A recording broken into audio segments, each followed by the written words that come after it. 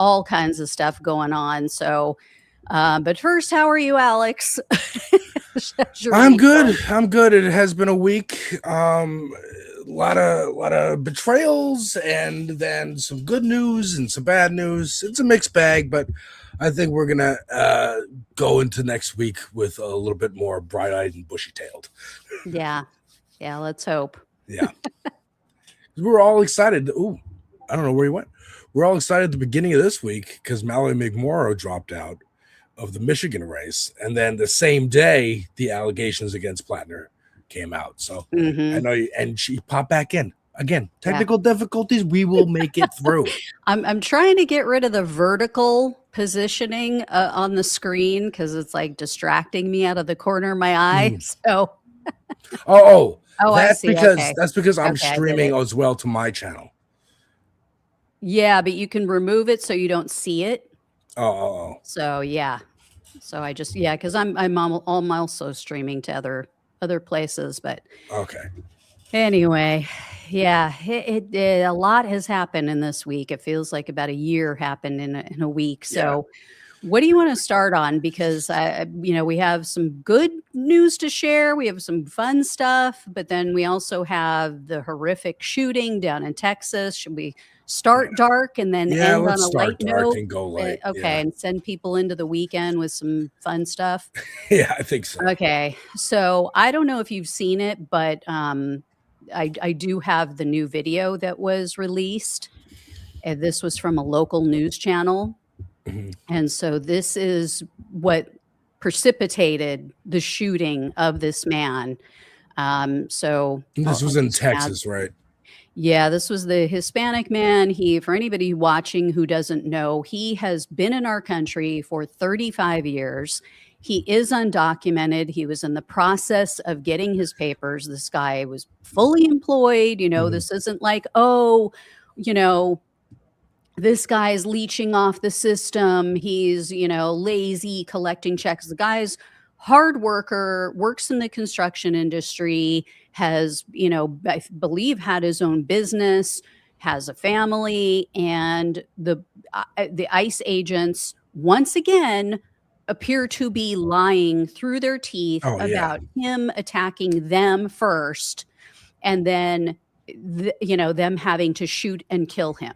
Yeah. So take a look at this video because it's very obvious from what went down. And as you're going to see, the ICE agents are in unmarked vehicles. So if I was being chased by an unmarked vehicle and then surrounded by several unmarked vehicles, I'd freak out too. I would not know what the hell's going on. I would flee. So, and I think anybody would. So check this out. Surveillance video obtained by KPRC2 is giving a closer look of the moments leading up to Lorenzo Salgado Araujo's death. Just an hour before, my dad got dressed, grabbed his lunch and coffee. Home surveillance video from his son Ronaldo shows him getting ready for work and hopping into his white van. He just wanted to live a simple life of work and family, and that got taken away from us. Ronaldo telling NBC News he's demanding answers.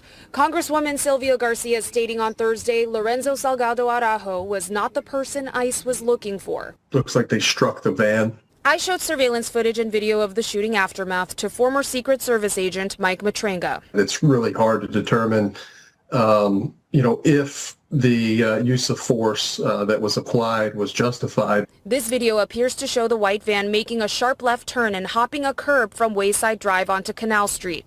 It appears an unmarked black SUV follows closely behind it, then goes around the van in a construction zone, entering the oncoming lane of traffic. This is video from a neighbor capturing the moments that SUV is about to bypass the van. Then this video appears to show another SUV moving in on the van. Then all vehicles appear to spin around, and it appears an ICE agent is pulling someone from the passenger side out of the van. Houston Fire Department telling us Lorenzo Salgado Araujo was shot in the right side of his abdomen. There's going to have to be some pretty good clear indication and explanation of why this individual was shot from the passenger side on the right side. KPRC2's drone showing one of the agents ran over a construction cone while the FBI collects evidence. This comes as Department of Homeland Security officials say no ICE agents were wearing body cam. His son saying in his last moments They believe he feared for his life. It was scared more than anything. So, Yeah. I mean, they just shot him in cold blood, it appears. Like, So they either shot through the passenger side door and got him, or they shot while, after they pulled him out and shot him in the abdomen, or once they opened the door. But no gun in this guy's hand, did not try to ram them, as they lied and said once again, he weaponized his vehicle. Bullshit. Another fucking lie. And yeah, go ahead. a commenter here, right here, the real Mike Petty said 30 years trying to get his papers. This is why we need a pathway to citizenship. No recourse coming for this. I almost forgot the other guys. There's so many who have been, I mean, everyone who's in the concentration camps right now. Also the context of this particular video. This is a heavily Hispanic neighborhood. ICE is patrolling it. They are just looking to make quota of how many people each officer, each thug has to pull in. Like you said, they are just lying blatantly and not even really trying to lie anymore. Oh, he tried to weaponize his vehicle. The son How many said, times have we heard that? we were on our way to church, number one. Two, No, he was actually on his way to work. on his way to work. Yeah. He's been terrified of getting robbed because the tools, the car, that's how he makes his money, doing his job. So all these unmarked vans surrounding you're probably gonna think you're getting robbed. So if he did speed up, it's to get out of there because you think you're getting robbed right now. All these cars are blocking you off. You don't know. They're also not in uniforms. It's terrifying. This is the Gestapo. Like, what more needs to be said but abolish ICE and prosecute these people? And it's now come out he wasn't even the guy that they were looking for. Yeah. They were going after somebody else who wasn't even there. And here's the other thing. His brother was with him, as well as other people who were witnesses to all of this. And now they're trying to force the witnesses to self-deport. Yeah. They're putting pressure on them to self-deport before they can testify, before they can tell everybody what actually went down and how it went down. I mean, this shit is so illegal. All these people on the right, oh, don't tread on me. Don't tread on me. Oh, government's not going to tell me what to do. Okay, well, you know what? The Constitution covers everyone. Fucking suck it up, MAGA. It covers anyone who is in our country is covered under the Constitution. And that means there is no illegal search and seizure. Yeah. You cannot be arrested for any fucking reason and denied due process. Yeah. Get the fuck over it or get the Constitution changed if you don't like it. But those are the laws of our country, and their president is now violating the laws of our country, as well as Stephen Miller and all of these other idiots, little, Timu Hitler, who's no longer there, Greg Bovino. And if the article, here's the thing, and I don't know if you saw my segment on this, Alex, but everybody thinks, oh, well, Donald Trump's just going to pardon all these people. Guess what? If the articles of impeachment against Donald Trump and those people are written in the right way, and they include these specific crimes, he doesn't have to be removed from office as long as he is correctly and officially impeached. If these crimes are included in those articles of impeachment, all of them can go down. All of them can be impeached, and all of them can be held liable for these crimes. Yeah, I mean, look, I also think the next Democratic administration needs to not care so much about norms. Like, I don't care if he pardons them. I'm gonna retry whatever they're doing right now when they're like, we're just gonna make up charges to go after you. We're gonna do the same thing for you. We're gonna do the same thing for you. Yeah. We're gonna charge you with murder. We're gonna charge you with manslaughter, like whatever it is. and they need to get prosecuted. This is not a Obama 2008 turned the page on Abu Ghraib, turned the page on Wall Street. Yeah, no more of this. Or when even they go low, we go high. When they go low, you punch them in the fucking throat. Yeah, when they go low, you bring them, you break their necks in the dirt. Not threatening violence. Yeah, but you know, no. I liken it to me with violence. All that I'm a big comic book reader, so I think of the quote from Dark Knight Returns, where Batman is fighting this villain, and he brings him into a mud pit so that he can slow him down because Batman's older, and he's like, I'm surgically taking out your arm, I'm taking out your legs, I'm throwing mud in your face so you're blind. This isn't a mud pit. This is an operating table, and I'm the surgeon. That's what we're doing. We're not playing exactly. We're not going high anymore. We're not playing around. Yeah. Anyone in the who's making the argument that just by crossing the border you're illegal. Well, Trump's a rapist, so that's illegal too. That's illegal too. And we're kind of in this proven. He's actually been proven. These people have not been proven to be doing anything illegal. If you want to prove it, take them to court. Take them to do what we're supposed to do according to our own Constitution. And if you're unwilling to do that, then you never believed in the Constitution. You never believed in due process. Yeah. You never believed in the laws of this country, and the whole law and order excuse for electing Donald Trump is a bunch of fucking bullshit. So it's like either have principles or shut the fuck up. Like I'm at the end of my rope with this stuff. Me too. Like these are human beings, and don't portray yourselves as we're Christians, we're pro-life. No, you're fucking not. You're fucking heathens. You're fucking evil. You're fearful. You're like watching Fear News Network, and they got you all spun up on, the brown people are coming for me. Oh my God, they have more melanin in their skin. Oh my God.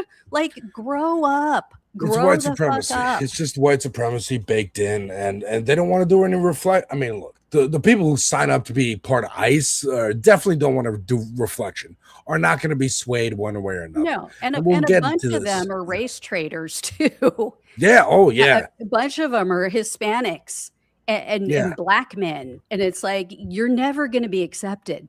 You're never going to get. You can pretend. You know, just like all the token gays on the right, what's his name, Presley, and all these guys, Milo Yiannopoulos, they're never going to fully accept you. Yeah, Dave Rubin. Dave Rubin got roasted by his own chat for adopting kids.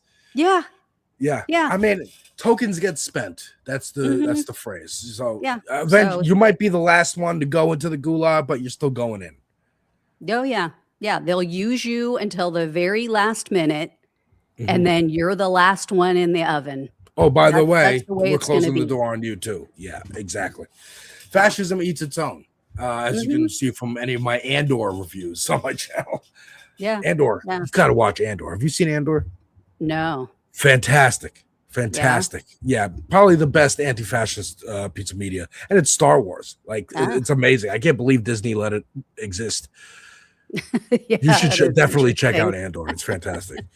But yeah, I mean, these and the white folks too. The white folks who think this isn't going to happen to me. Haha, I'm cheerleading from the sidelines. The minute that you open your mouth because a data center is moving into your town, and you're like, "Well, I don't want dirty water in my town." Yeah, you're also anti-American at that point because they're defining terrorism however they want with NSPM 7.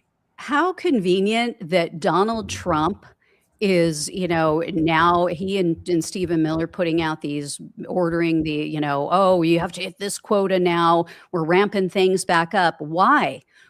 Could it be because it's now coming out that you're covering up the Epstein investigation and trying to shut it down in New Mexico? Could it be because the judge has now ordered Todd Blanche to release everything, including all the stuff about Donald Trump that they're hiding, or the additional stuff they're hiding about Donald Trump, and he's refusing to do it? Could it be because your war is ridiculous and shows that you're a complete fucking failure and don't know what you're doing and you're incompetent. Yeah. This is why they want to talk about the Odyssey and Lupita Nyong'o as Helen of Troy. Like, whenever they start talking about like green M&Ms or Mr. Potato Head, it's because they're worried about something. They're trying to distract you. Yeah, That's or what the it is. caravan. Yeah, That's the all, caravan. We have another couple months before that kicks in, because isn't it usually like 2 months midterms, before? baby. Yep. 2 months before an election, the caravan is coming. The caravan. Yep. But it's Trump in charge, so wouldn't they want to say there is no caravan? He's doing well. They'll still say there's a caravan, but he stopped it. He stopped it. Superpowers, and that's why we need the Republicans in charge to keep this caravan stopped. Otherwise, the Democrats will wave them all in. It's just racism and xenophobia. Yep. Yeah. And I do have another video to show you guys. I just came across this morning, and it's absolutely infuriating. So this is, I honestly don't know who this woman is, but she's talking about how disrespectful, how they treated this man's body and his family. So check this out. I have a devastating update. Lorenzo Salgado Araujo's family members have been unable to claim his body. It appears that immigration officers stripped him of any form of ID after he was shot and eventually transferred to the hospital, which led to him being classified as a John Doe. As you could imagine, being able to claim their father's body is a priority for his children right now. And sending him to the hospital, they took away all of his personal identification. There was nothing to identify him when he arrived at the hospital. And as a result, the hospital took him in as a John Doe. In doing so, it set off a bunch of triggers, a bunch of extra hurdles that the family has had to effectively navigate through, starting with the fact that they've had to have biometric information in this family in order to confirm his identity. They knew all along that it was Lorenzo. They did not confirm that he had passed or deceased until well over 24 hours after the actual incident and shooting. And we're working with the family and with lawyers to get a power of attorney for Ronaldo to be able to go in and claim his father's body. They haven't made it easy. They've made it very, very difficult. And so what we're doing now is we're calling and we're demanding for the release of Lorenzo Salgado Araujo's body to his family. His family cannot bury a man that they do not have possession of. He deserves a proper funeral. It's just sick and twisted. You know, that reminds me of when Uvalde happened, and the police started intimidating the one mother who like ran over the wall to get into the school and get her kid. And then every other parent has been like intimidated and silenced, and who knows what the fuck is happening there. What's even happening with that investigation? Is that even happening? They were all cleared. Like, it's all the police were just cleared. Of for course. Standing outside being pussies. Yeah, standing outside, not doing anything. You know, letting little kids get slaughtered. According to the Supreme Court, the police have argued it is not their responsibility to put their lives on the line to protect a person. That is kind of thought that was police 101. Protect and serve. That was the whole point of the police. The quote of protect and serve, they're missing the part that says property. It's about property, and that's it. Oh, hang on, sorry. The police only care about property and protecting the rich and the elites, and that's where we're at. And yeah, they're a lawless organization, as you say, but the laws don't matter. And so when we get in charge, the laws aren't going to fucking matter. Yep. And we're going to fucking prosecute these motherfuckers. Yep. And we're going to use the broken system to rebuild a system that cannot be broken again. That is my goal. Yep. Yeah. That idiot, that, you know, weak man, if you even want to call him a man, who shot and killed Renee Good. Yeah. No statute of limitations on murder, guy. So enjoy your freedom while you can, because you are going to prison. They all have to go to prison. This has to be like January 6th, where we round up fucking everybody. and they no more pardons. Like, it's not happening again. I hope, the Republicans don't win another election for 10, 15, 20 years. Yeah. And make it so that the Republicans have to move left. No more moving the Overton window just to the right. We are in the process now of moving it to the left. Just look at the change of rhetoric on Israel in the last couple of years. And that was like a central, like both parties agreed, we love Israel and it has a right to exist. And now you're seeing the Democrats more so being like, well, I don't know. And Republicans even are going like, well, can I distance myself a little bit? AIPAC's trying all different ways to give money without it be coming from AIPAC. So, we can set the narrative too. A lot of different places. Yeah. Yeah. And it's interesting to see all these candidates in Maine are trying to position themselves. I'm all for Medicaid for all or Medicare for all. I'm all for, no more funding for Israel. It is a genocide. It's like, really? Because when you were running in the primary just a few months back, you didn't say any of that. Yeah.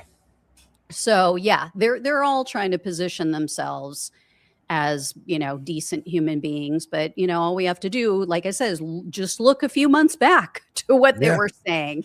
Yeah. And I think that's a good, I think that's a good way to segue into the Platner stuff, because that's a good example. Some people are just saying the right words. And sometimes as leftists, we are so devoid of anybody saying the right things that when somebody does, we go, oh, great, let's go support that person, without maybe double checking and looking further into their past. And maybe they're just saying this right now. Yeah. And in a way, kind of makes you, maybe not at this point, but in the beginning, when Donald Trump first ran, you could almost forgive people for doing the same thing with him. Yeah. Of being like, I'm desperate. I need help. Things aren't getting better in my life. The outsourcing, all of our jobs. Now, after 10 plus years of it, you got to wake up and do some research and pull your head out of your, fear news network ass and realize that he's not what you thought he was. But I tell you, but this whole Platner thing has kind of become, remember that dress thing where certain people would look at that one dress and they saw like a blue dress and then other people were like, no, it's gold. Like, that's what it's become. It's like everybody's looking at the same, body of evidence and coming up with their own conclusion. And depending on what you present to the audience that day, you're going to get attacked by one side or the other. And it's like, guys, like, as I said in my segment yesterday, two things can be true. She can be telling the truth, and the Democratic Party, the establishment wing, can be weaponizing this whole thing. Oh, absolutely. And was just looking for something to be like the final blow. Absolutely. I think the red line. Like you said in that clip, and I encourage everyone to go watch it, because I didn't know. I appreciate you watching like MSNBC and Fox and CNN, because I can't stand it. So I watch it through clips like yours or other creators. But I didn't know that like Mika and them were getting messages from Democratic elites going like, hey, we got him out, we're excited. And I think, like, my take on it, I said right away on Monday, shout out Pep Talks, fellow host on This Space. Go check out This Space, folks. That's how me and Gina know each other, This Space TV. I was talking to Pep Talks and I'm like, she's telling the truth. I think she's telling the truth. The way she's speaking about it, the details in the article, as someone, you've talked about your experience with assault, like, you remember details. So I think she's telling the truth, but I also definitely think the establishment, of course, is they'll never let a tragedy go untaken advantage of. They're going to use the tragedy to go, oh, well, now fuck even Maine. Yeah. Abdul El Sayed, let's tie him to Yeah. Platner. Let's tie the DSA to Platner, Yeah. who didn't endorse him. He had no affiliation. Let's tie every Democratic or every progressive win or candidate across the country That's the to difference. this and say they can't run elections because they don't vet their candidates. All of these candidates are bad. You know, Yeah. it's Yeah. just So, and it's like, okay, well, what is your excuse for Eric Swalwell then? yeah, You exactly. know, Or Eh, Bill Clinton or Andrew they're- Cuomo. yeah. Yeah. I mean, their side, the establishment candidates are not squeaky clean by any stretch of the imagination. But as soon as there's a progressive that has issues, oh, they just are on the warpath, go on the attack. I mean, I don't remember the establishment, like you said, with Cuomo ever coming out and going, oh, he needs to drop out. Oh, He needs to get out it's even immediately. worse. He's been accused of assaulting and harassing multiple women. Or, why are they constantly inviting Bill Clinton to everything? Still. Okay, he's a prior president. The guy has been accused by how many women of exactly what Graham Platner is accused of? Yeah. So it's disgusting. I mean, the Cuomo thing is especially nasty because Cuomo was being called. There was a call for impeachment over the nursing home scandal. And then on top of that, bravely, Lindsey Boylan, friend of the show, came out and accused him of sexual assault, which then prompted a lot of other women to come out and tell their stories. So then it was a call to impeach based on those two things. You fucking put COVID patients in nursing homes, not giving a shit if anybody dies. And then you also are a rampant sexual assaulter. Then he resigned and took a couple years off, and then decided to run for mayor. Lost the Democratic primary to Zohar Mamdani after the DSA pulled out an historic election. The cross endorsements, Lindsey Boylan was also part of explaining to New Yorkers how ranked choice voting works, how to make sure that Cuomo doesn't accidentally get some points if you left a space blank. All the five progressive candidates for mayor, they all crossed endorsed each other, said rank all of us. We recommend these rankings, but do what you do. Got over the line in the primary. So now Zohar Mamdani is the official Democratic nominee of the Democratic Party. And Cuomo still ran as an independent. And all the establishment media Democrats encourage people to vote for Cuomo, not the official Democratic nominee. Yeah. Including Donald Trump and Fox News were campaigning for Cuomo. But it if was a just progressive had dropped out yeah. and ran as an independent, he's a spoiler. She's a spoiler. They're trying to blow everything up. They're trying to help the Republican win. Right. It never applies to the establishment candidates. Never applies to the corporate-owned candidate. I wonder why. And what happened now is the progressives did check our own. Like Platner, look, there's definitely fair critiques. I point to FT Signifier, great creator, Sean DeBlack, great creator, Lil Bill's video I was just watching, Cat Black, Ariana Jasmine on Leftist Mafia last night was talking about this. There is some reflection that white leftists, especially online, need to do of like, not just why did you support him, but why were you trying to be like, he could be the face of the movement and not maybe a person of color without any kind of red flags in their background that need to be looked over. And also, why were some of those red flags so easy to be looked over? Like joining Blackwater, to me, I don't know the difference. Like, I'm like, that's a blind spot I have. If you're a vet, I assume you killed people. If you join a mercenary group, I assume it's like the same thing as the army. I'm talking to Lumen, another fellow, this space host. He was in the Marines, and he was like, the Blackwater thing was it for me, because he knows how different those two things are.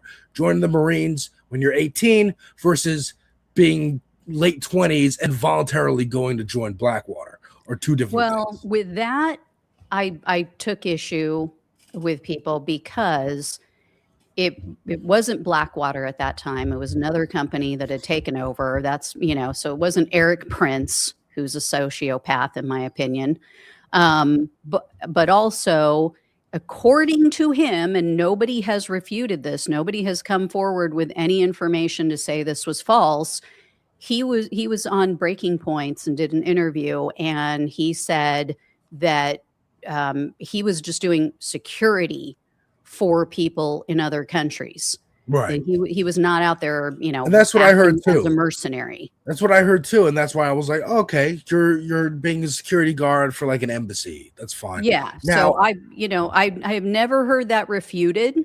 So Yeah. I have no reason to think that he was lying about but those that. Reddit posts, some of those Reddit posts, which I again was just like, I don't know, he's an idiot, like, military guy, jock kind of mindset. Mhm. First of all, some of them now with this newest accusation, when he's talking about like women need to be careful when they're around drunk men or they need to watch what they're Mhm. wearing, it kind of colors those less Yeah. as like this is a dumb guy and more like maybe this is a pattern of behavior that you're kind of trying to defend on the Right. internet. Also, some of those Reddit posts were about how much he enjoyed taking lives as a Mhm. soldier. And, again, you can kind of weigh that this way or that way and go like, well, soldiers might talk like this, but I understand why that was a red line for some people. Yeah. And again, all I'm saying, some of the chat doesn't like FD signifier, but that's fine. I think a lot of the leftists of color are kind of people of color who are on the left are trying to get the white people on the left to kind of recognize, don't emphasize him. Like, sure, would he be better than Susan Collins? And can you think about that tactically as a strategy? Fine, but you don't have to constantly every week. Here's a great clip of him. Man, he really should be like our spokesperson. Yeah. That kind of hype. I know I there get are that. some progressives who were talking about him for president. And I was know. And I was very excited about him in the beginning as well. Thinking, maybe he can be part of this redemptive arc for some of these chuds on the internet. But again, even kind of centering that as a strategy is not too dissimilar from Chuck Schumer and Nancy Pelosi's idea of we can get the suburban whites to come over. It's like, well, some maybe, but that shouldn't be the focus of your movement. It shouldn't be the focus of the leftist movement to try and get people to stop watching Ben Shapiro and to start watching, Majority Report or whatever. It's to get the people who don't vote. It's to get the people who want the policies. It's the platform. Like, to misquote James Carville, it's the platform, stupid. It's the policy, stupid. Yeah. Like, that's what it is. And centering, there's a meme. I know I'm rambling. I'm sorry. But there's a meme of like the oppression Olympics, right? A lot of right wingers use it of a white man doesn't matter, but the person who matters the most is the disabled, black, trans, lesbian, Muslim immigrant. Like, and I will take that right wing framing because I'm the devil's advocate, and I will actually use it for good. And I say, yes, that should be the center of leftist politics. Any policies that we're advocating for should be helping that person, because if they help that person, it's going to help everybody above. It's the reverse of trickle down. It's bottom up. True. Like, anything that will help the most marginalized communities will help everybody above them. Yeah, it's not at the exclusion metaphor. of, or right. It's not like white people, you don't matter. It's if Yeah. we can help this person, you're going to be great. Right. You're going to be even better than you're off now. Yeah. It's like saying, we're going to help the sick person. All these other people are healthy. Right. They don't need our help right now. We're going to help the sick person here, help to get them healthy so that they can join the rest of the healthy people. It's like, and not, it's a bad comparison, Sure. But if you, like, if you make sick, the environment you know what I mean, such that the sick person can get help easier, then when a healthy person gets sick, they're going to get help easier too. and they Mhm. won't be as sick. Maybe the metaphor doesn't work, Yeah, but yeah. you know what I mean. We'll You come guys up know with what a I better mean. metaphor, but yeah, no, I will say I was shocked. I was talking with a family member of mine who is a survivor, Mhm. um, went through a very violent, horrific experience, and she's very progressive. And I was shocked to hear her say she's pissed off at this woman. Mhm. She's pissed off at Jenny, however, I forget her last name, Yeah. um, because she feels like Susan Collins is so dangerous after having, being the deciding vote to put Brett Kavanaugh on the Supreme Court and taking away women's rights.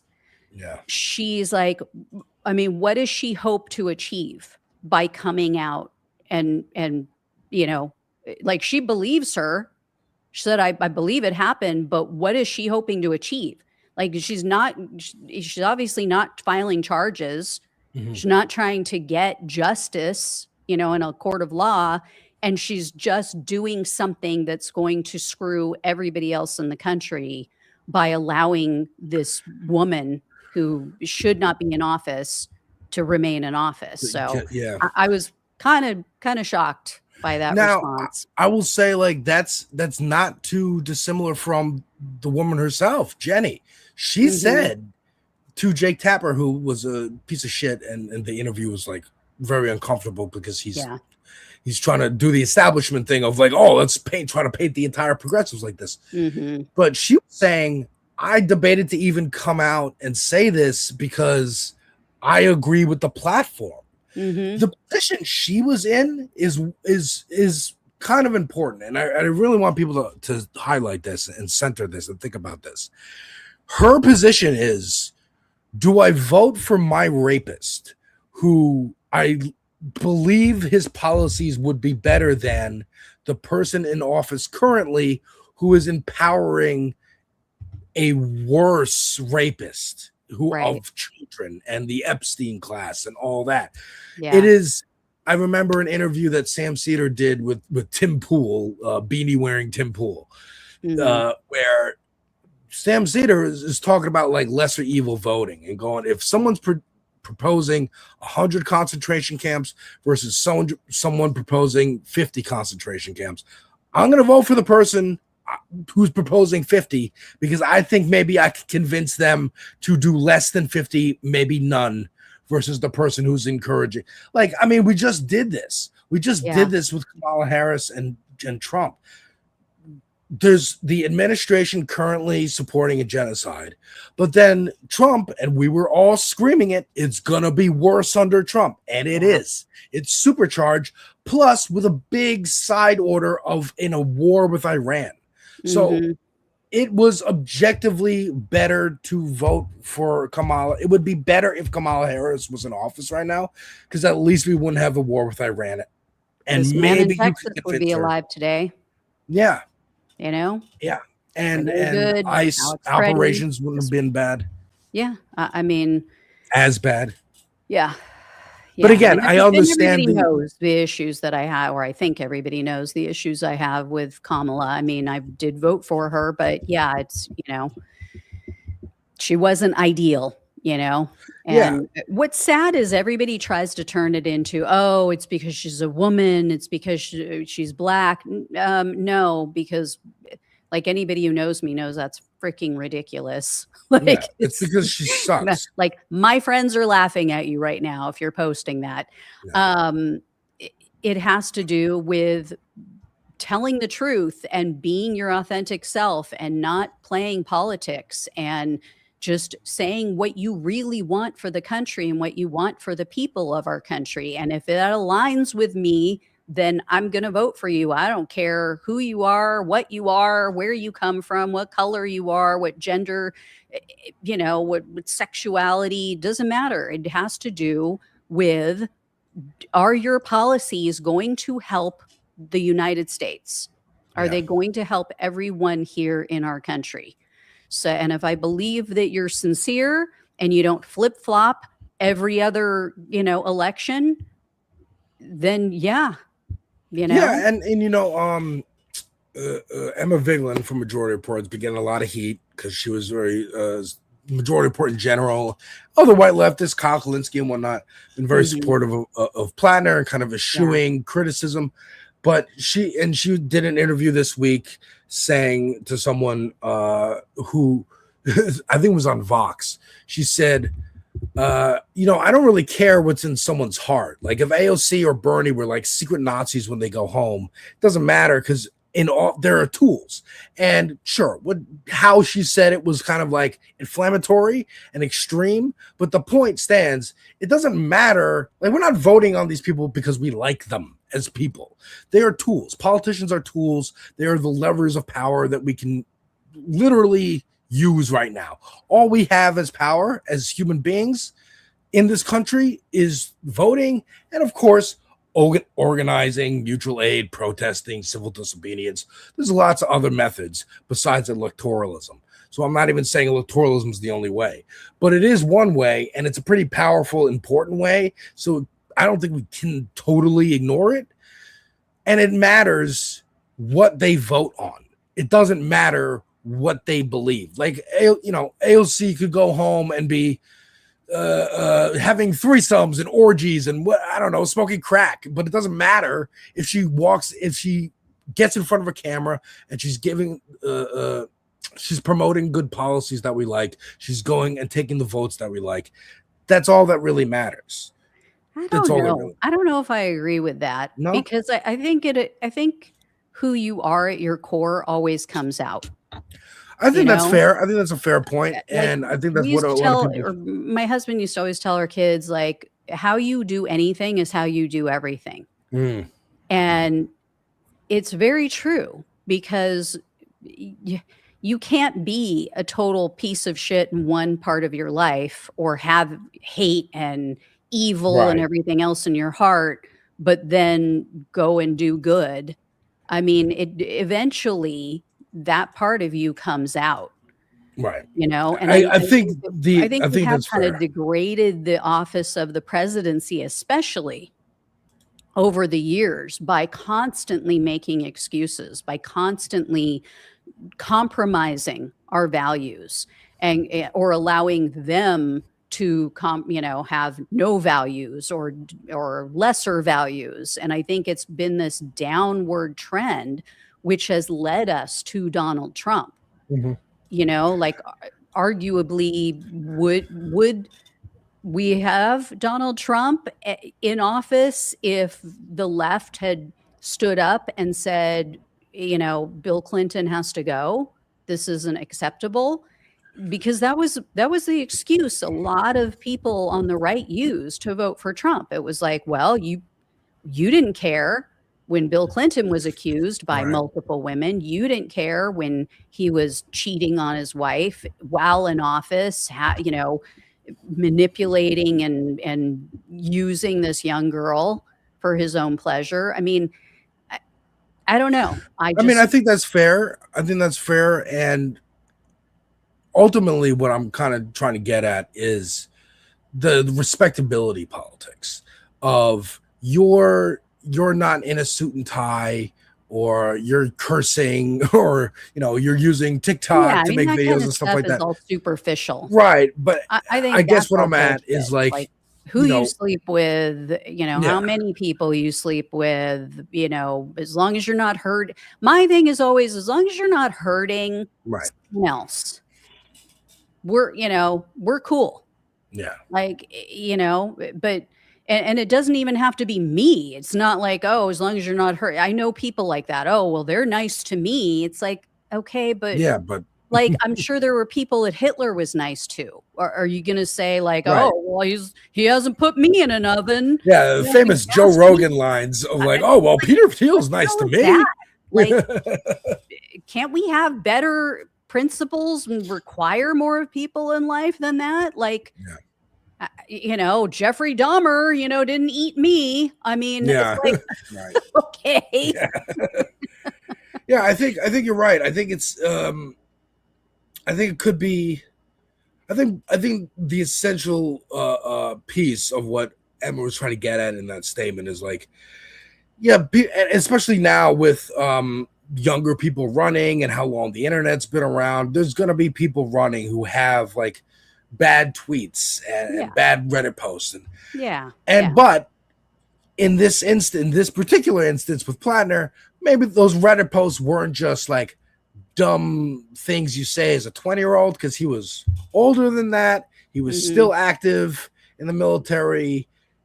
Some of it was indicators on how he could vote, because even now in retrospect, people are looking at his platform and going, well, he was talking about like he was talking about trying to fix the recruitment problem with the army. But if you have so much PTSD and you hated being in the army, why do you want to increase recruitment numbers? Why do you want to increase spending for the Navy? Like, some of these things are kind of being reflected on it. Maybe we did look a little past and just going like, oh, he's saying Medicare for all and he's saying free Palestine. That's it. And go for it. That's better than. So, I mean, everybody loves the redemption story. Yeah, that too. I mean, look at how many movies we have of the redemption arc. And you just love to see, like even watching Euphoria, everybody's like, oh, Jason Elordi's character, he's in the end, you're hoping he's going to redeem himself and not be such a piece of shit, but it doesn't happen. So it's like, but you always want that. Everybody hopes for it, that this person is going to like get it and they're going to make their life better. And I think everybody probably has someone in their life that you're like, God, I hope one day they have like an epiphany and realize like they've been an asshole and they want to be better and do better, Yeah. And so much of it too is like, you can understand, okay, he was in the military. He actually saw conflict. He actually, was engaged in battle, unlike, the JD Vances of the world. Right. Or this new guy that just got elected. We need to talk about him, is Victor Marks guy. Oh yeah, in Colorado. I mean, oh my God, psycho, complete psycho, and he just won his primary. Now his whole thing is, I was a Marine. I was in the Marines. He didn't see combat. Never saw combat. So, for him sitting around talking about murdering people and talking, sitting there talking about how he was like menacing his psychiatrist at one time. Yeah. I don't know if you heard about that. Oh yeah. No, it's crazy. Yeah. He's like telling the story about how he's, in this room with his psychiatrist. Oh, how do you feel being in here with someone who could kill you? Yeah. Who are you, Tony Soprano? Yeah, and it's like, okay, what's his excuse? Like, he never saw combat. Yeah. He doesn't have PTSD. He's just crazy. He's just a fucking lunatic. Yeah. And then you got, Kevin McCarthy going, oh, well, when we have bad candidates, we don't vote for them. We get rid of them. Really, guy? Who? Which candidate? List.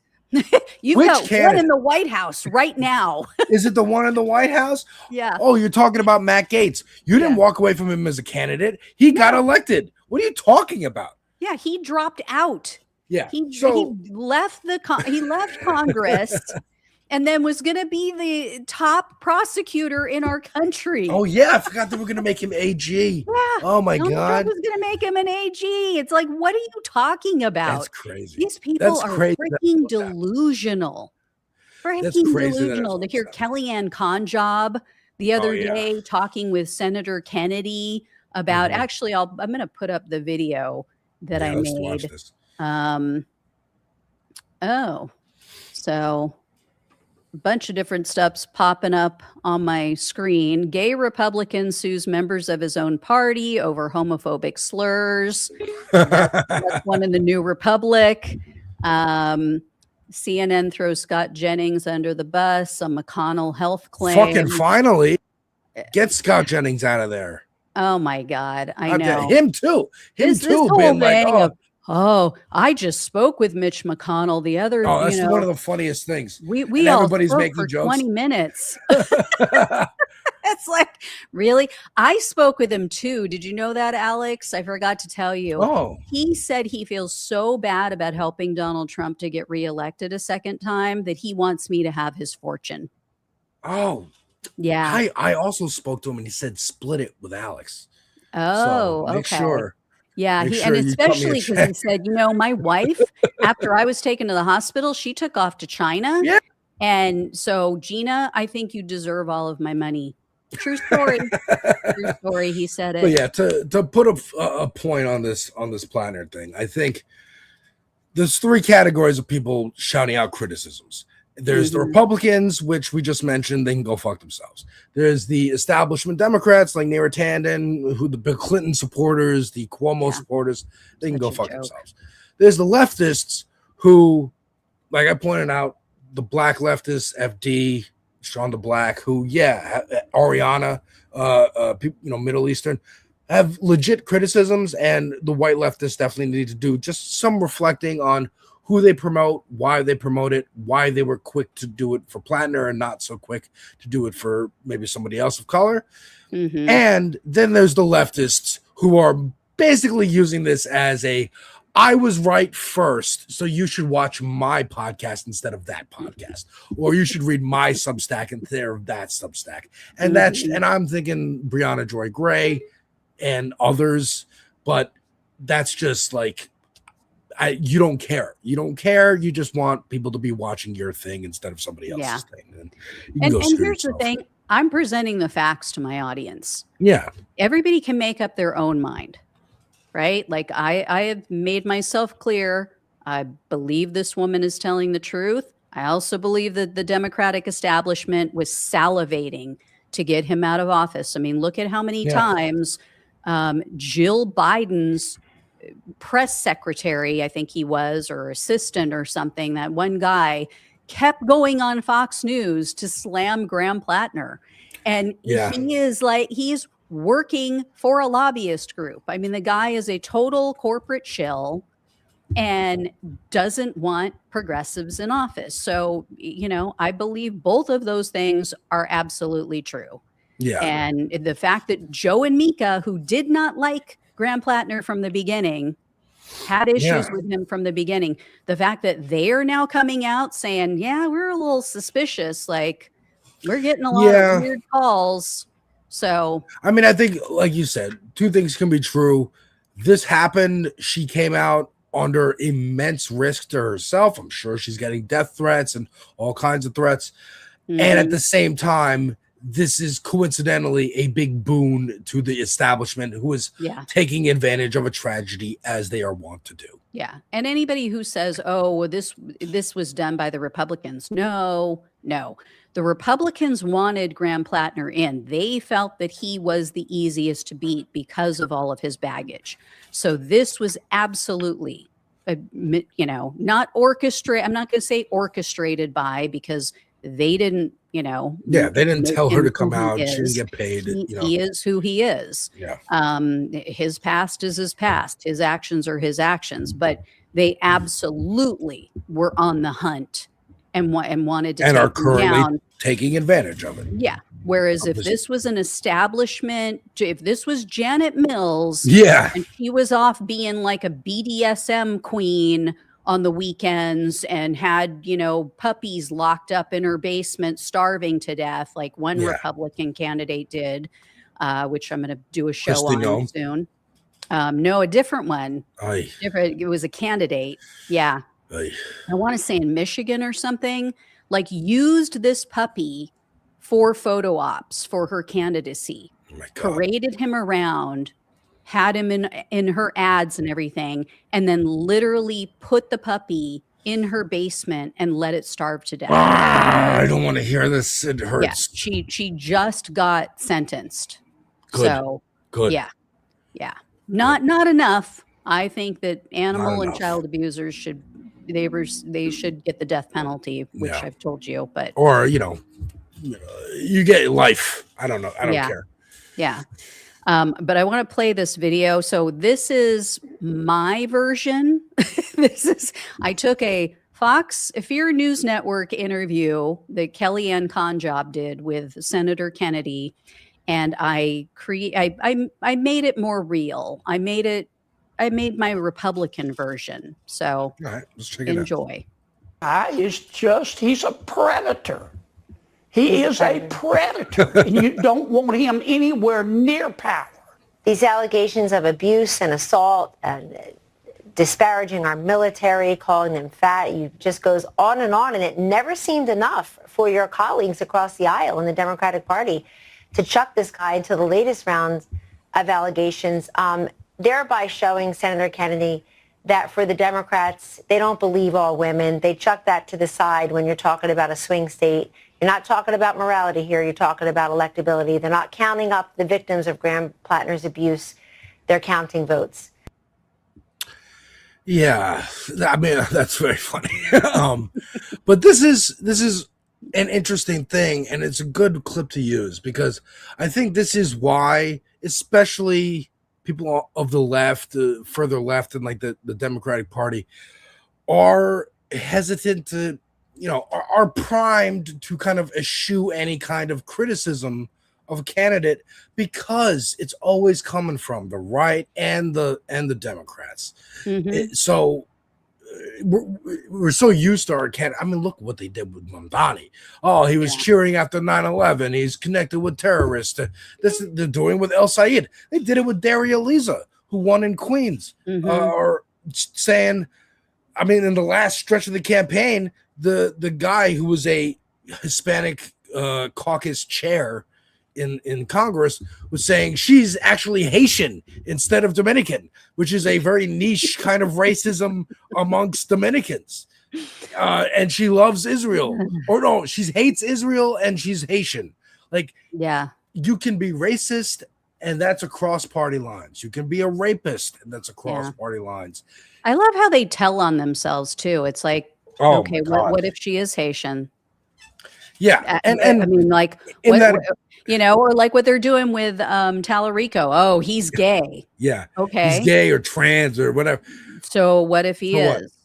Yeah, like, and that's in the clip.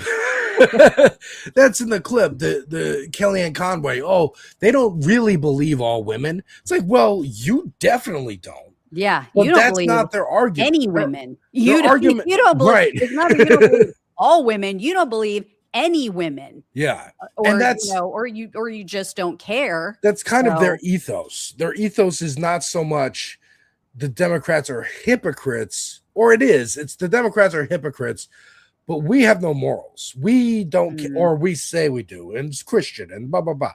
But their ethos, I think it's from Rush Limbaugh. It all stems from Limbaugh, which is they're not as good as they say they are. They act high and mighty above you. They care about racism. They care about sexism, but they don't really.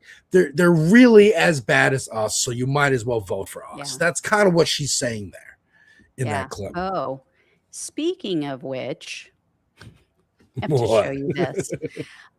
So I don't know if you saw this, but they're always screaming like stuck pigs about election fraud, the Democrats are committing election fraud. Okay, well, check this out. I literally just saw this today. So I'm going to share my screen so you guys can see it.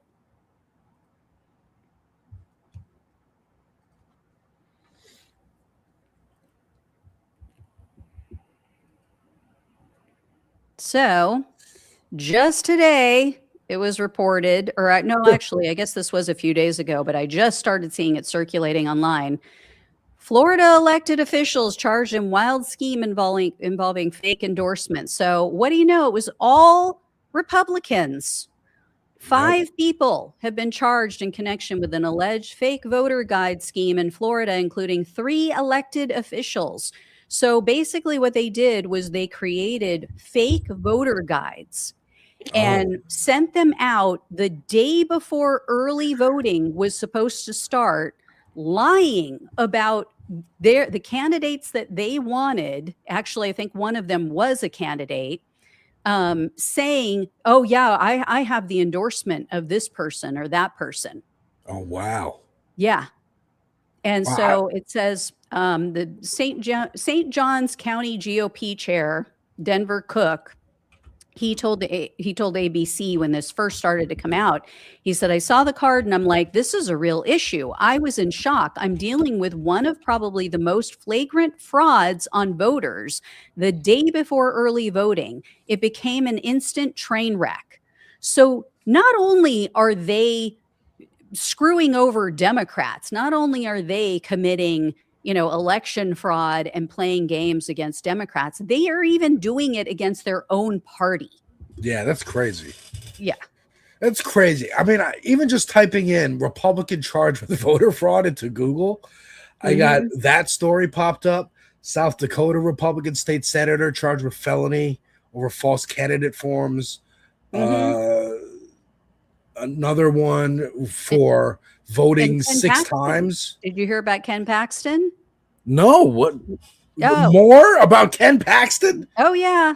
Yeah. Oh, my Let me God. bring this up for you. ProPublica just did just published an article, did some research. Yeah, he may have violated Texas law by voting from addresses that don't apply to him. Oh my God. And they'll always make the argument, well, we're doing it because the Democrats do it so much. We need to counteract their voter fraud with our voter fraud. Yeah. And it's like I've always said. So here you can see it. Ken Paxton vowed to crack down on illegal voting. He may have violated Texas election law. So it says the Texas Attorney General appears to have used an address where he did not live while voting in 6 elections in the past 2 years, despite his warning voters that it is illegal to misrepresent your residence on election records. So this also just came out this week. Yeah. Yeah. And he just created a tip line for the public to report people or groups that they think are committing election fraud. I mean, the hypocrisy is just off the charts. Absolutely off the charts. It's always a self-report. It's always whatever they're accusing you of, that's something they do or they want to do. It's ridiculous at this point, and it's infuriating people keep falling for it. Yeah. And I can only assume that a lot of people either people are dumb. People are dumb. But also there's definitely a constituency of people who don't want to not fall for it. They're just bigots and they just want to do this. So we're never going to win those people, but it's the people who were like genuinely misled. Oh, I thought we were going to get lower taxes, or I thought we were going to get higher wages or something. Yeah. Sorry, guys. We were going to end the endless wars. Yeah, not start more. Not start a new one. Yeah. Yeah. So. Yeah. I do want to bring up the link that you sent me. This is from a video. So this came from More Perfect Union, which does great work. Oh, yeah. Let me see. Okay, so what you guys are going to see is this is a city council meeting. Is that right, Alex? Yes. And these city council members are being asked about AI data centers. And I guess they're trying to build one in Michigan. So these are Michigan city council members. And this woman is asking them if any of them have signed NDAs. Yeah. This is crazy, folks. Yeah. I mean, their responses are all you need to know. Like, it's so telling. So check this out. Have you personally signed any NDA, any agreement, or had any private communication, such as meetings, phone calls, text messages, or emails with any developer, company, landowner, or representative regarding any current or potential project that could affect Tyrone Township? No. Dean? No. Jennifer? I can ask you whatever I want. Don't tell me what I can say. But you're communicating with me, Jennifer. didn't think you were supposed to do that. Yes or no? No, please. You've already discussed this. So who's already discussed it? I'm sorry? Who's already discussed it? Who has? Who's discussed it? I've not discussed this with you. What are you saying? They're trying to end the meeting. Yes. Mhm.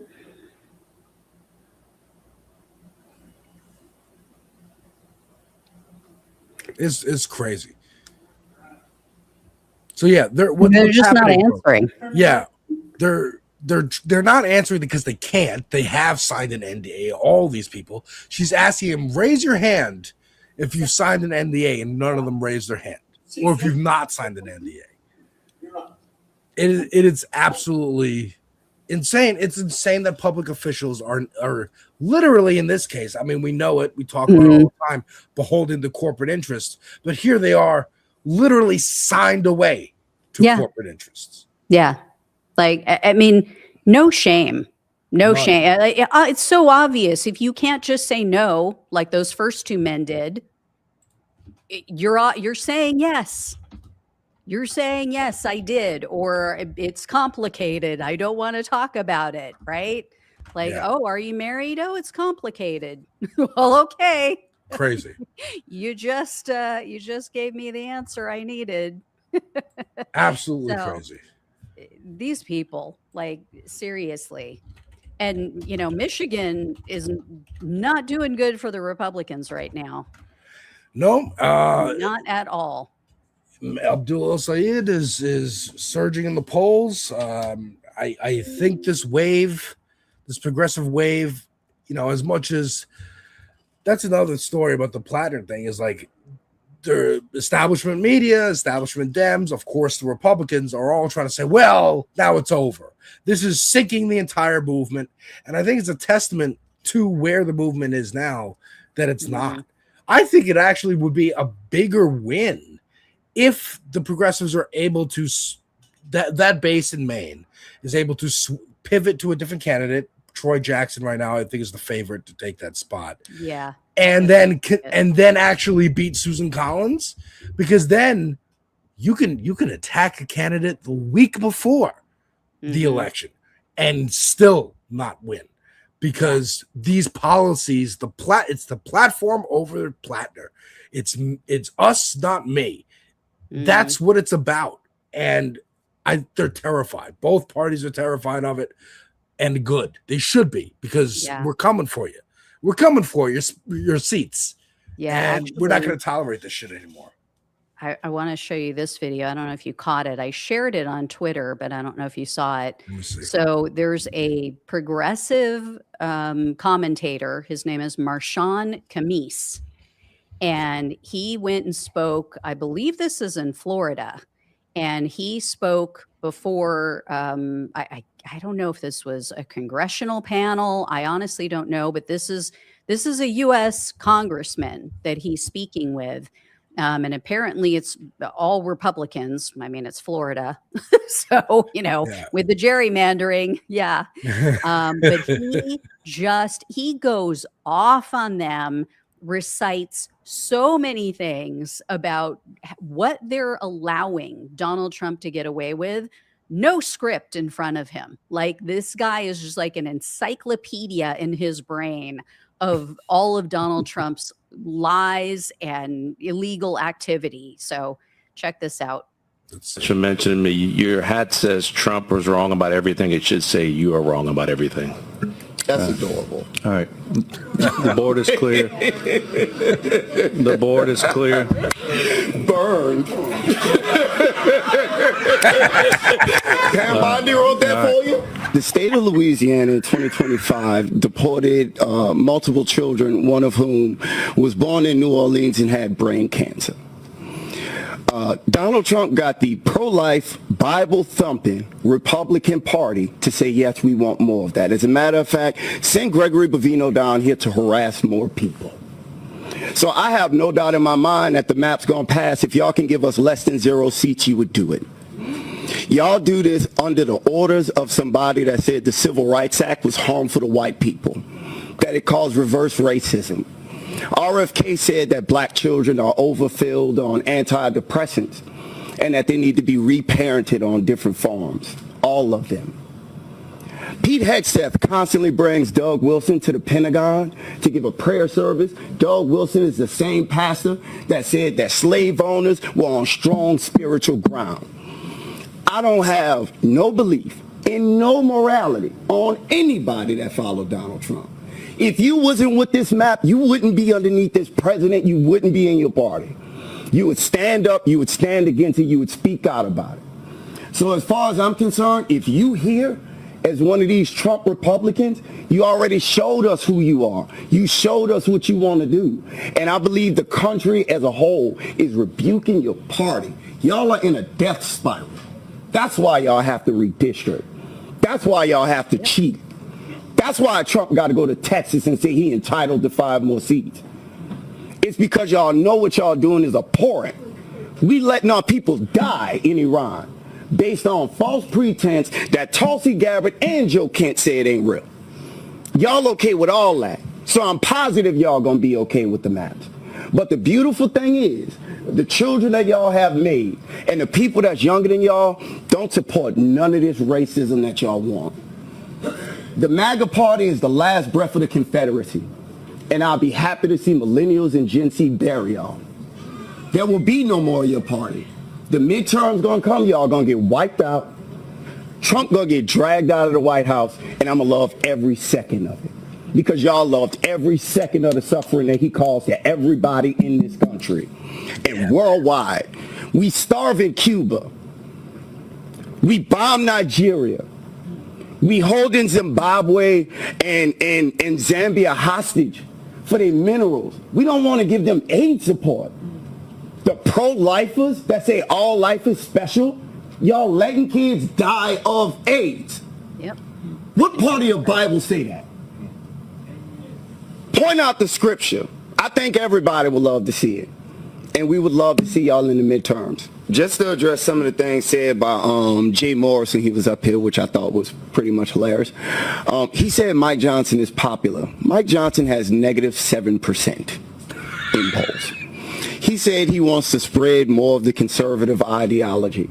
I think that's a uniquely bad idea that virtually everybody in America agrees on. The conservatism that y'all have spread through Louisiana has led to the highest rate of people leaving the state that y'all have been running. When you look at what's going on underneath the Donald Trump presidency, we have the highest amount of people that want to leave America. We have the least popular presidential campaign ever ran in the history of polling. If we have more conservatism, what comes with that? Less education, more dumb people. The worst education in our country comes from Republican states. More dead babies in the hospital. The worst infant mortality comes from red states. More mothers dying giving birth. The worst maternal mortality comes from red states. The most war, sending our people to die in places for no reason, comes from Republican presidents. The worst recessions, 10 out of the last 11 recessions have been started underneath people who think like you, who think like Jay Morris, who think like Donald Trump. This is pitiful. It's a reason why y'all movement is this unpopular, and it's a reason why y'all have to cheat to have any chance of winning. And what's beautiful is the midterms gonna come around and you still gonna get wiped out. Yeah. Yep. That was yeah, I could listen to that for another hour. That was amazing. Yeah. Yeah, so I take that back. So he was in Louisiana, and this is about the maps being redrawn, and that was a state senator. That was a Trump humper state senator that made that first comment. Oh, I think, Donald Trump is right about everything. You were wrong about everything. It's like, oh, what? Really? That's And the the best laugh. you've got. That really, Donald Trump is right about everything, and this guy is wrong. Is that why our country is spiraling the drain right now? Mhm. Is that why we're back in war with? I will And say, I'm sure you heard Donald Trump announce today. oh yeah, we're back. It's done. Iran agreement done. It's over. No, we're going Which back we to all Iran. knew was a joke to begin with. Oh yeah, the MOU is not even a deal. It's just like Yeah. it's a memo of understanding. Yeah. And he hands them, lifts the sanctions. handing them money before any agreement. It's like, oh my So God. stupid. Like he talked Art of the about, deal, folks. Art of the deal. Obama's deal. It's like, okay, Trump, you just bent over and grabbed your ankles for Iran. Yeah. Like, and you know what? He should. It's the best he's going to get. Like, there's no way out of this other than that. So it's disgusting. And I will say, like, that first part of that clip was very instructive. Him throwing out that state senator, throwing out what he thought was like a witty retort. You're not right about anything. And then the black guy just laughing in his face. Yeah. Laughing in his face, throwing out actual clever retorts, and people laughing behind him. That right there, that is how you get Stephen Miller. That is how you get Tucker Carlson. That is how you get JD Vance.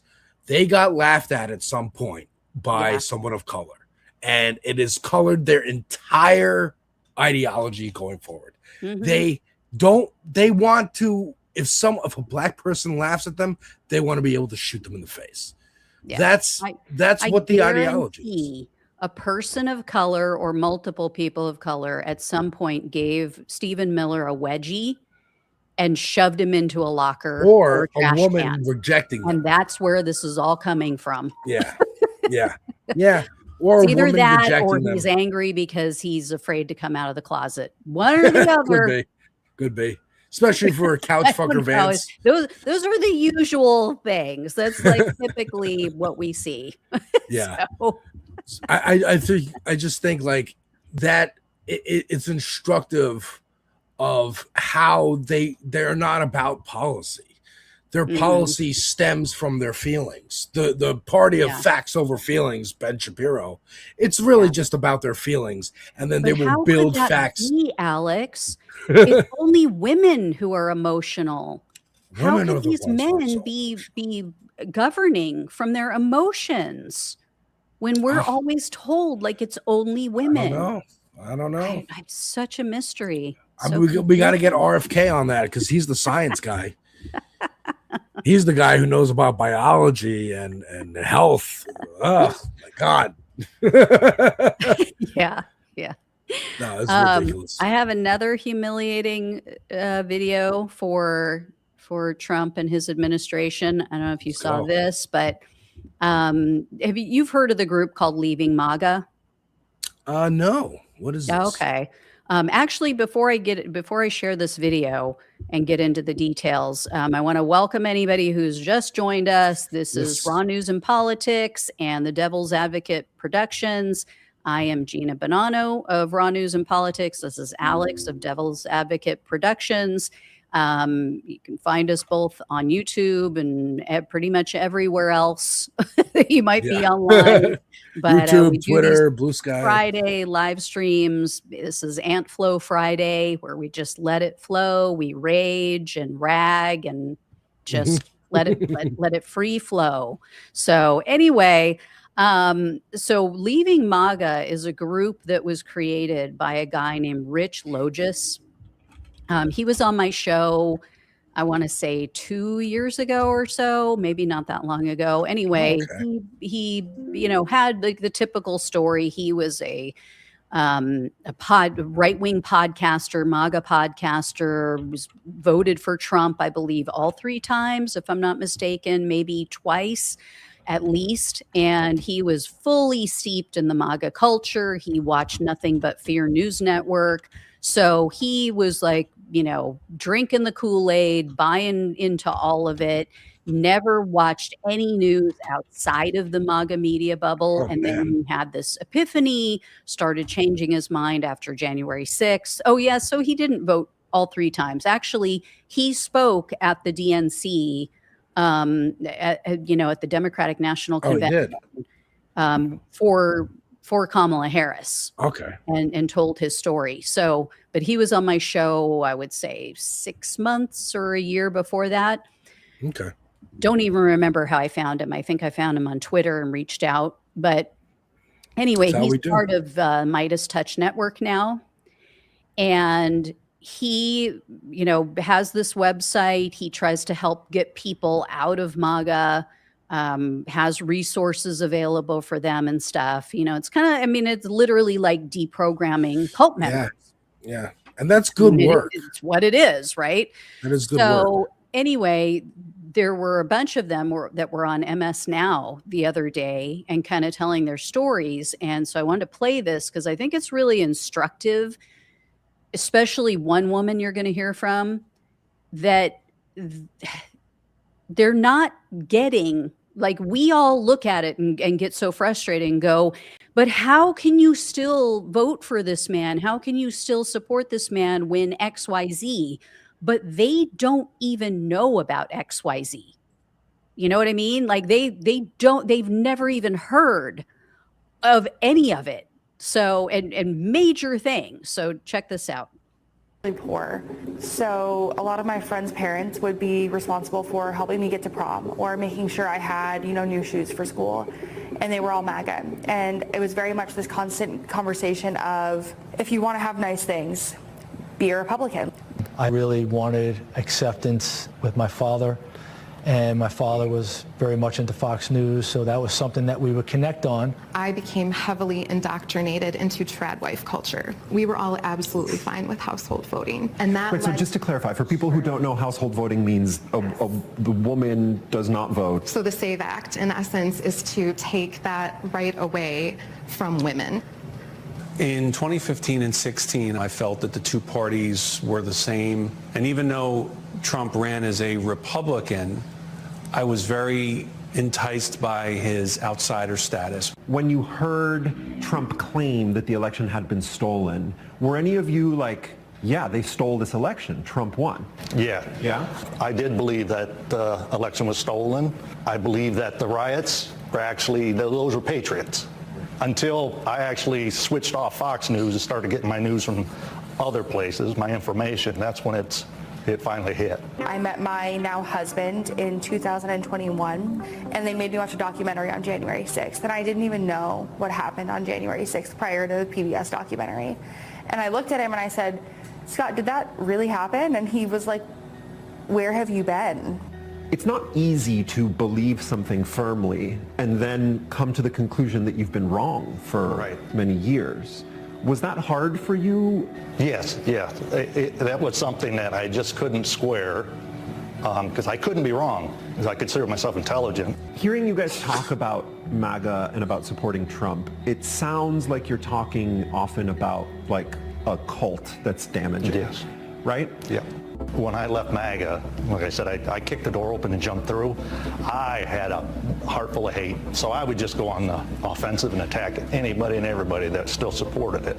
And I've learned over time that that's not going to change anybody. In fact, it's going to push people over. So I've learned to be that empathy, that voice of concern, that caring voice. You can do this. I did it.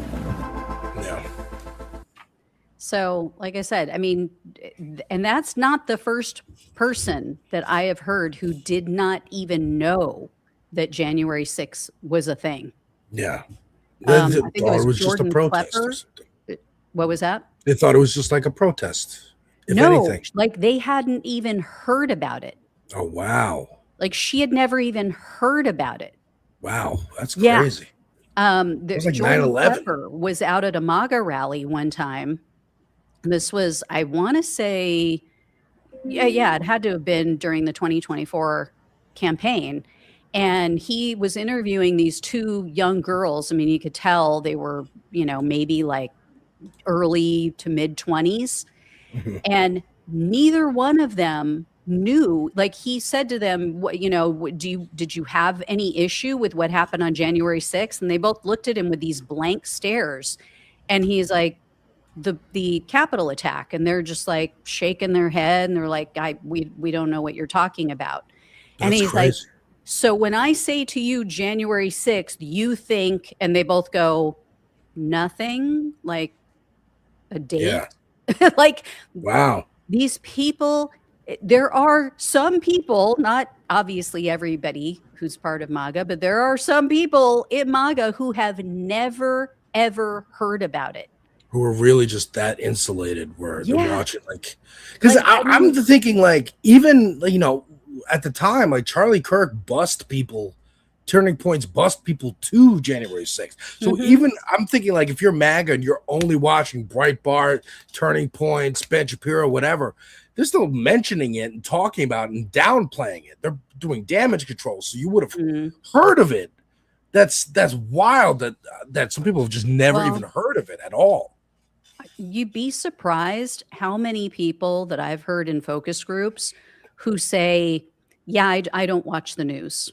Oh yeah. I don't like they don't listen to podcasts, or if they do, it's like, true crime or, finance, investment advice. Like there's so many people who just either don't have time, or when they do have some free time, it's like they just want to check out. Yeah. And I will say, I get it. I mean, I've talked about this before on my show that, like, when I was a single mom, I had 2 jobs, so it was like, when are you going to fit it in? And it's like, you don't have the mental capacity at some point. You're just like, you're fried. You're going to work, you're busting your ass, you're coming home, taking care of a kid. You got to give him a bath. You got to feed him. You got to clean the kitchen up. You got to, I mean, you're just spent. Yeah. And so it's like the last thing you want to do is think about what else is going on in the world, because you're so busy trying to just figure out how to keep your head above water. Yeah, and there's absolutely people, like, that's a good point. And I think it shouldn't be lost on commentators, and it's a good thing to keep in mind that there are a lot of people who just don't pay attention, who, like, maybe they watch the news in the evening, like their evening 30-minute, hour-long local news program, and that's it. And that's it. Or if that, or they just hear about it, maybe something on social media or whatever, and or from a friend, and aren't really watching the moment to moment developments of some of the crazier stuff that's happening. But again, like January 6th, that was like 9/11. Like I don't understand how someone couldn't have heard of it. And I like this dude. I think it's a good project, is trying to get people out. It is like cult deprogramming, and this needs to happen. It does. Yeah, and that was actually him in that clip. I forgot to tell you. He was the guy sitting in the back, with the glasses on. Yeah, so that was Rich Logis. Yeah, I mean, and that's really good work to do.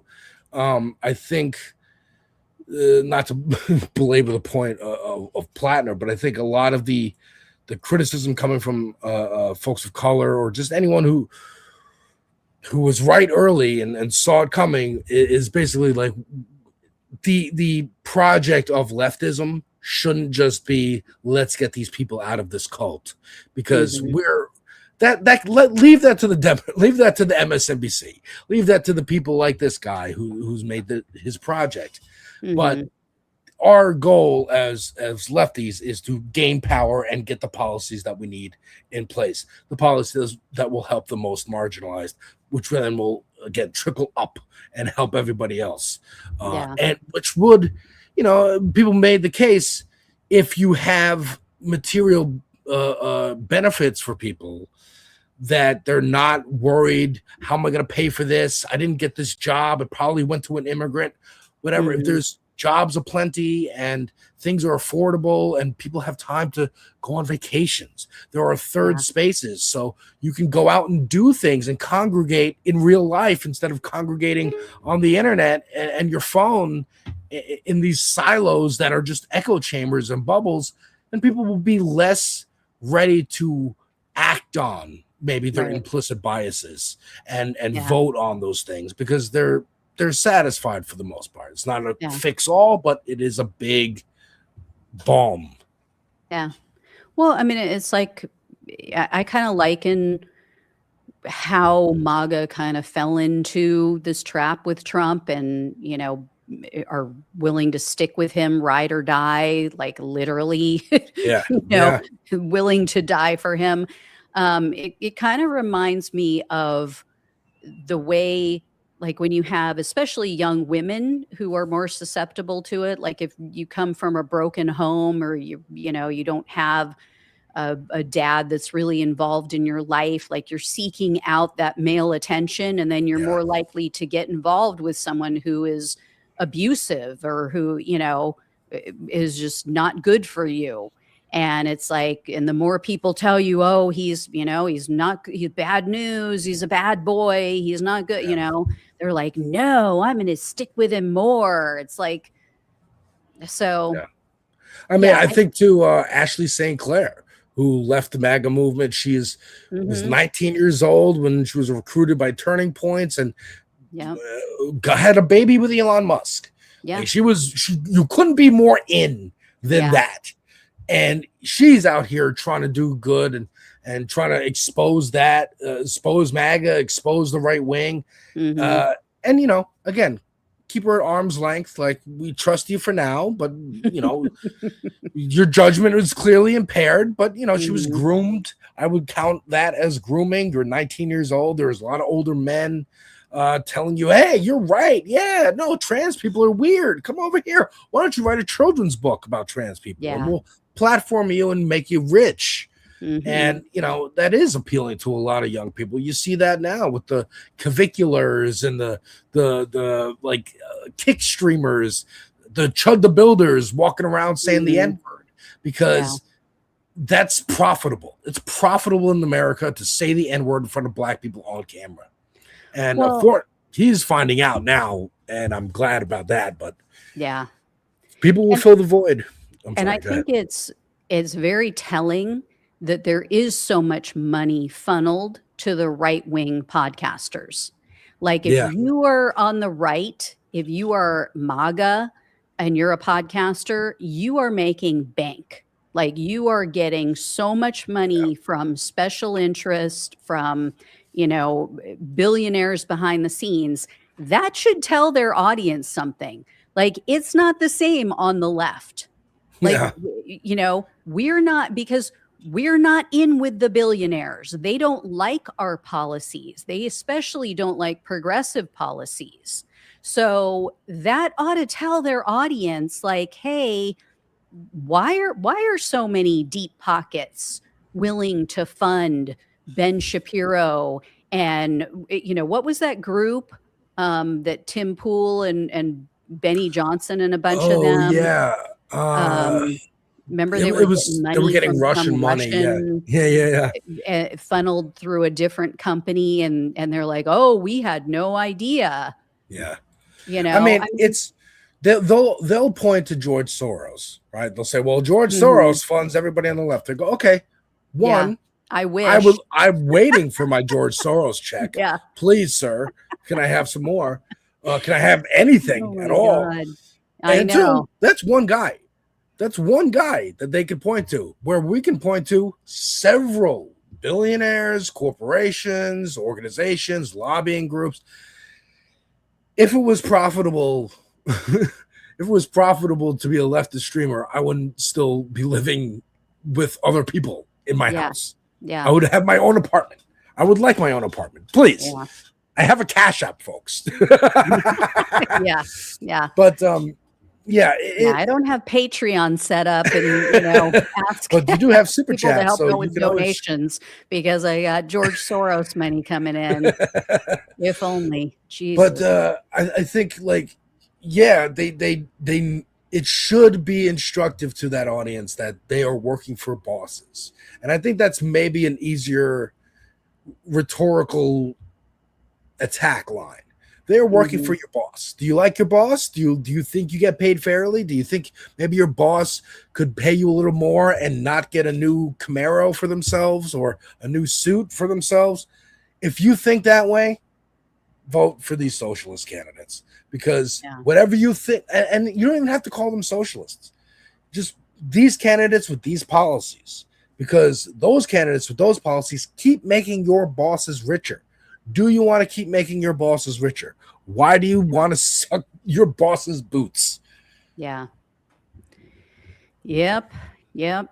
So let's see. I want to see what else we had to get to today.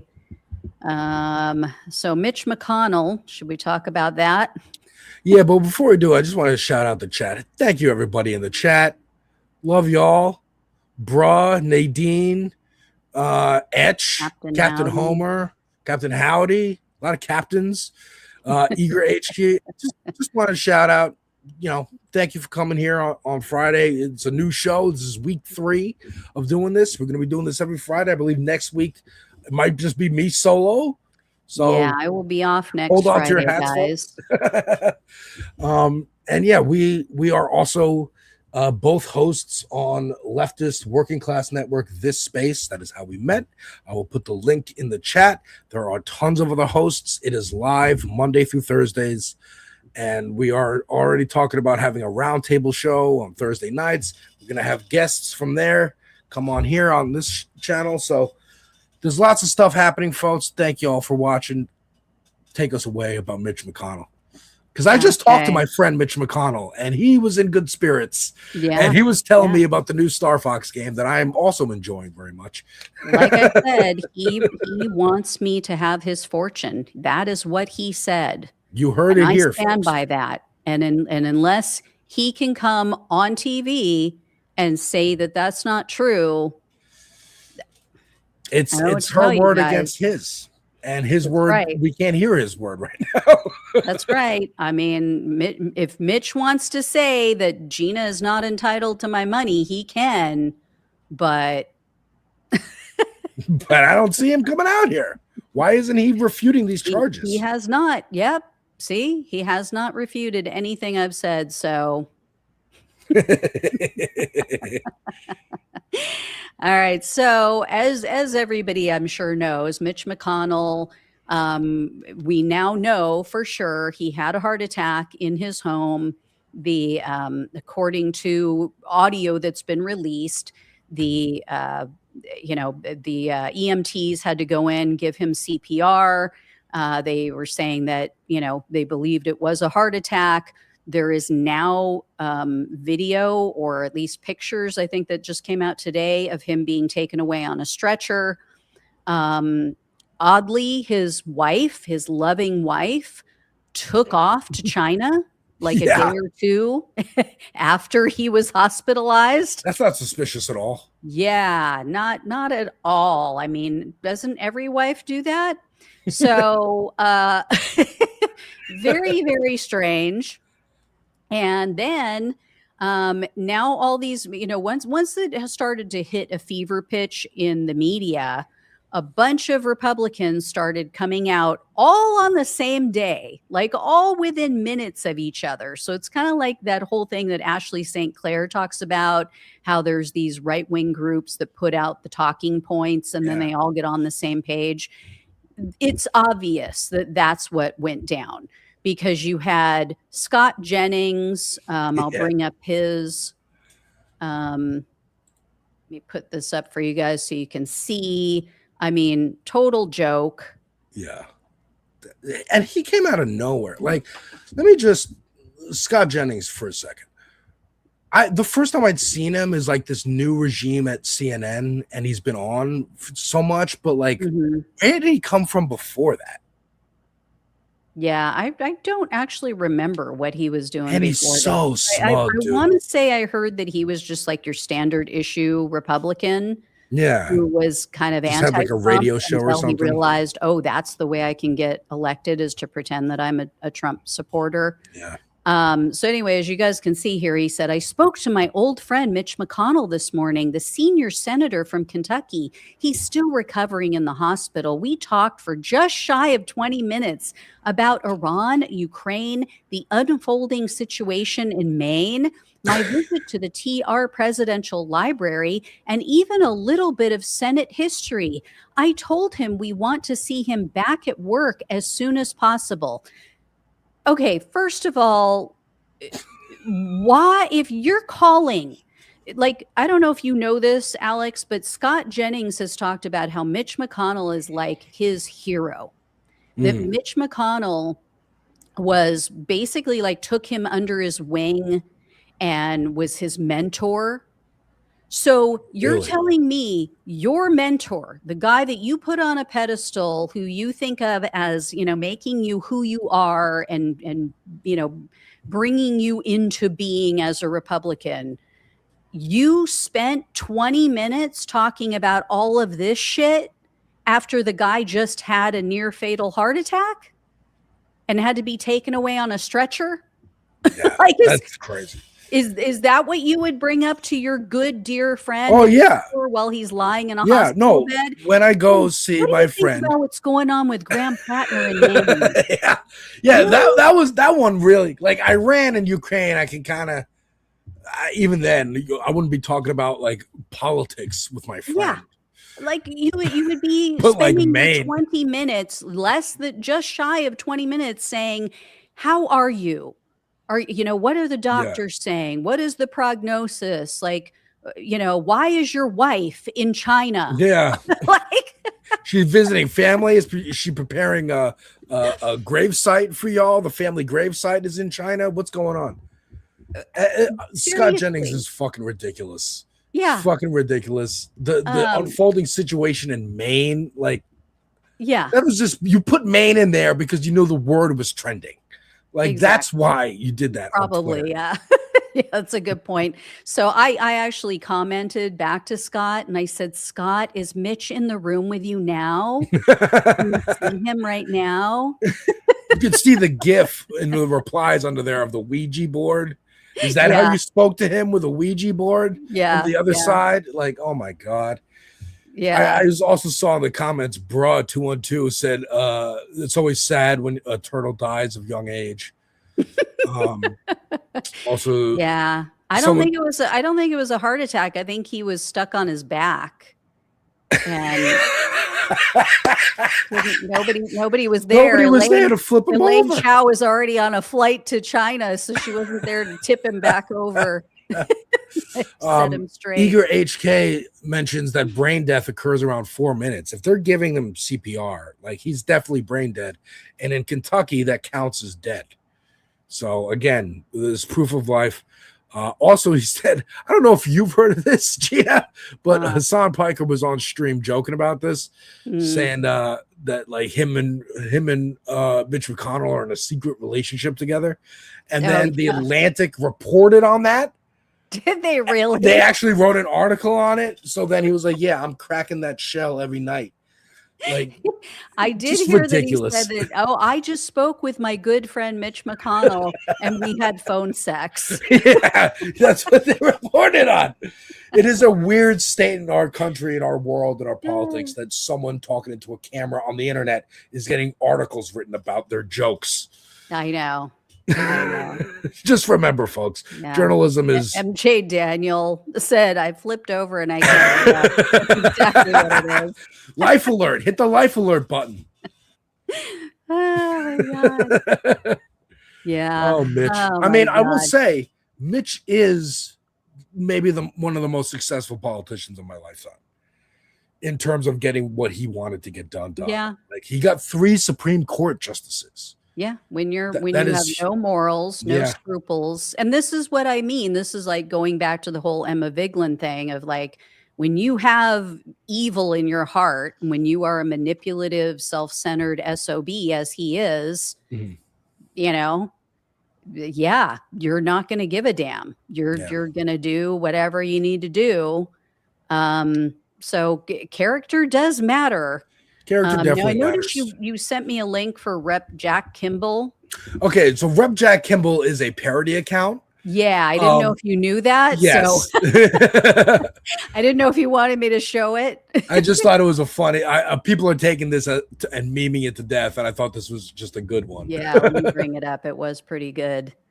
And what's so funny is you see people in the comments that still don't know that this is a parody account. Yeah. And they're like, what do you know? You're an idiot. So yeah, he said, for anybody who can't make it out, can you guys see it? It's not up yet. Okay. Don't know why that's not. There it goes. There we go. So he says, I spoke to my old friend Mitch McConnell this morning, the senior senator from Kentucky. He's still recovering in the hospital. We talked for just shy of 45 minutes. He's so sharp. Just like always, he let me do all the talking. He's a great listener. After that, we prayed silently for a while and had a staring contest. Just like always, he beat me. I told him we want to see him back at work as soon as possible. That's so funny.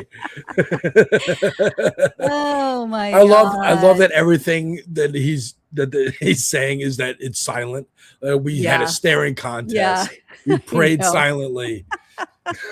Too We did good. charades, But but yeah, there he were a let me bunch go. of these, and I was like, okay, well, I want to know from these people, like, when was your call? And when was your call? Because they all seem to take place on the same day. So were you on a conference call with him? Or were you like back-to-back calls? Oh, Like, he can we was get a packed with meetings timeline of that when day. you all had these fake conversations with Mitch McConnell? And here's the thing, we all know what's going down with this because he has until, I forget the date, but it's sometime in August to have Mitch McConnell removed from the ballot. Or excuse me, to what is it? He like because have the he's special already election. saying he's not running again. Yeah, so I'm looking at Adam Cochran, Oh, who's to have him professor, replaced, right? policy consultant. Yeah, so a Yeah. lot of people are asking why hide McConnell's state? Not like a Dem would win the special election, right? If McConnell vacated before August 3rd cutoff, it'd be a special election and anyone can register as an independent, including Thomas Massey, which would split the Republican vote, giving him or maybe even the Dem a chance at the plurality. But if McConnell's seat is not vacated before the 3rd by legally stepping down or a signed death certificate, then it's too close to the next election and rules prevent a special election, which bars any new registrations at this point. With McConnell's wife having traveled to China after he was hospitalized, the next of kin, there it is, the next of kin isn't available to sign off, and so the bar for ending life support is extremely high, would require full brainstem death, which is not present in some patients who are never coming back. So all they have to do is drag their feet until August 3rd, then tell you that he didn't make it, and in turn block Massey from disrupting an otherwise safe Republican seat, just like that fucking old turtle would have wanted. And yeah, this is the way that Mitch would want to go out. Using his corpse for some procedural holdup to fuck over democracy even more. This truly is him going out the way he would have wanted. Yeah. And the thing is, Massey would only serve through the end of McConnell's term, which means through January. And then, the next election would take place. Yeah. But him being in that seat would make him an incumbent, which would make him more likely to win an election. Right. That's what even people are talking about with like if Trump doesn't make it and it's JD Vance, that's the only way he wins 2028 is if he's president, because then people, oh, well, it's the continuity of leadership and we want to maintain, that kind of bullshit. Yeah. And that is really turning out to be the only way he's going to win because he is just not that popular. Although I did hear that he was doing his exploratory thing for a run in 2028, meaning JD Vance. And then there were rumors going around saying that he was thinking, I'm not gonna have a chance of winning because of the Iran war and inflation and everything. I mean, yeah, it's kind of hard to extricate yourself from Donald Trump's policies, which you right now are obligated to go out and promote and get behind. It's the same catch-22 that Kamala Harris was in with Joe Biden. Right. Even if there were things that she disagreed with him on, she couldn't do it publicly. Right. And I think they're learning from that, frankly, because she didn't even really try to put any kind of distance between her and Biden. Yeah, no. I mean, when she was asked, would you do anything different? She said no. Right. So, which is like, oh my God, she girl. screwed herself, I think, with that one statement. Yeah. And JD is learning. Anybody who had any inkling that, maybe she'll be a little bit better on certain things, like they were like, okay, nope. Yeah. But yeah, so there was this rumor going around that JD saw the writing on the wall. He wasn't going to run. Well, now I just read yesterday that it's Rubio who is saying, I'm not going to run, so that JD can pick up the mantle and run with it, which personally I think is better, because somehow neocon, warmonger, establishment hack Marco Rubio has somehow managed to completely convince, brainwash MAGA that he is an outsider, that he's some great guy, that he's going to be anti-establishment and do his own thing, and like he's the heir apparent. Like I don't get it. It's wild. I mean, JD is doing this calculation of, yes, promoting everything Trump's doing, but trying to do it in the button-up suit kind of way that they like, the Paul Ryan, Mitt Romney kind of way. And he's also carefully trying to distance himself, or at least put blame on Israel and Netanyahu, to lean into the anti-Semitic faction of the Republican Party, which is like now aligned with Tucker Carlson and Candace Owens. Like he wants that group, I think, and maybe they know that like that group is pretty big, or because I couldn't judge how big of a faction people like Tucker Carlson control versus the rest of the Republicans. Yeah, I don't think it's that many, but I think that there is a large cohort of the America First wing of Donald Trump's 2024 coalition that would go along with JD Vance, because he has been making negative comments more recently about Israel. He has been making it out like he is still the more populist candidate in the mix. And he definitely is compared to Marco Rubio, but he proved with this whole thing that, going along with the war and getting in bed with Donald Trump, that he is willing to fall in line. He is willing to go along to get along, and just all you need is the clip of him power. saying Trump is America's Hitler, like in 2020, and then, hey, you're the vice president now for America's Hitler. And then today, actually, just before I jumped on, I saw an article. I want to say it was he's bragging. JD is out there bragging about, oh, I'm the populist one. I'm for the little guy. I'm the average Joe. But then he's out there boasting, I think it was on a podcast, about how he's buying or looking at buying I can't remember if it was $6 million or $16 million home and property from some tech bro. And I'm like, really? Really, Mr. Populist? Okay. The tech bro thing is interesting because they made him. He is the tech bro candidate. Straight up out of nowhere. Yeah, Peter Thiel is his his little sugar daddy. Peter Thiel's a sugar daddy. I saw him on a podcast a couple of weeks ago. I talked about it over on this space. There's a clip of me talking about like Tucker Carlson, JD Vance, Chud the Builder. They're all the same guy. Don't be fooled. JD Vance was on a podcast talking about, surveillance. I'm worried about surveillance too, and this and that. It's like you're working for the guy who owns Palantir. Yeah. And he even mentions Palantir and kind of like throws it under the bus a little bit. Just like we saw Haley Stevens in the debate with Abdul saying, well, Netanyahu was on CNN criticizing me. He doesn't like me. It's kayfabe, which is, if you don't know, folks watching, kayfabe is like the play acting that wrestlers do. Like, oh, we really hate each other, but they're coworkers and they like each other. Yeah. This is the same thing. They are trying to make it, JD is trying to make it seem like you're saying, he's a populist. I care about the worries of the little people, the data centers, the surveillance, and I don't like Israel either. And I'm kind of souring on that. And all these things. And I'm telling you, he's lying. He's lying. They're all lying. That's what they do. Exactly what Etch said. Peter built JD Vance. He owes him everything.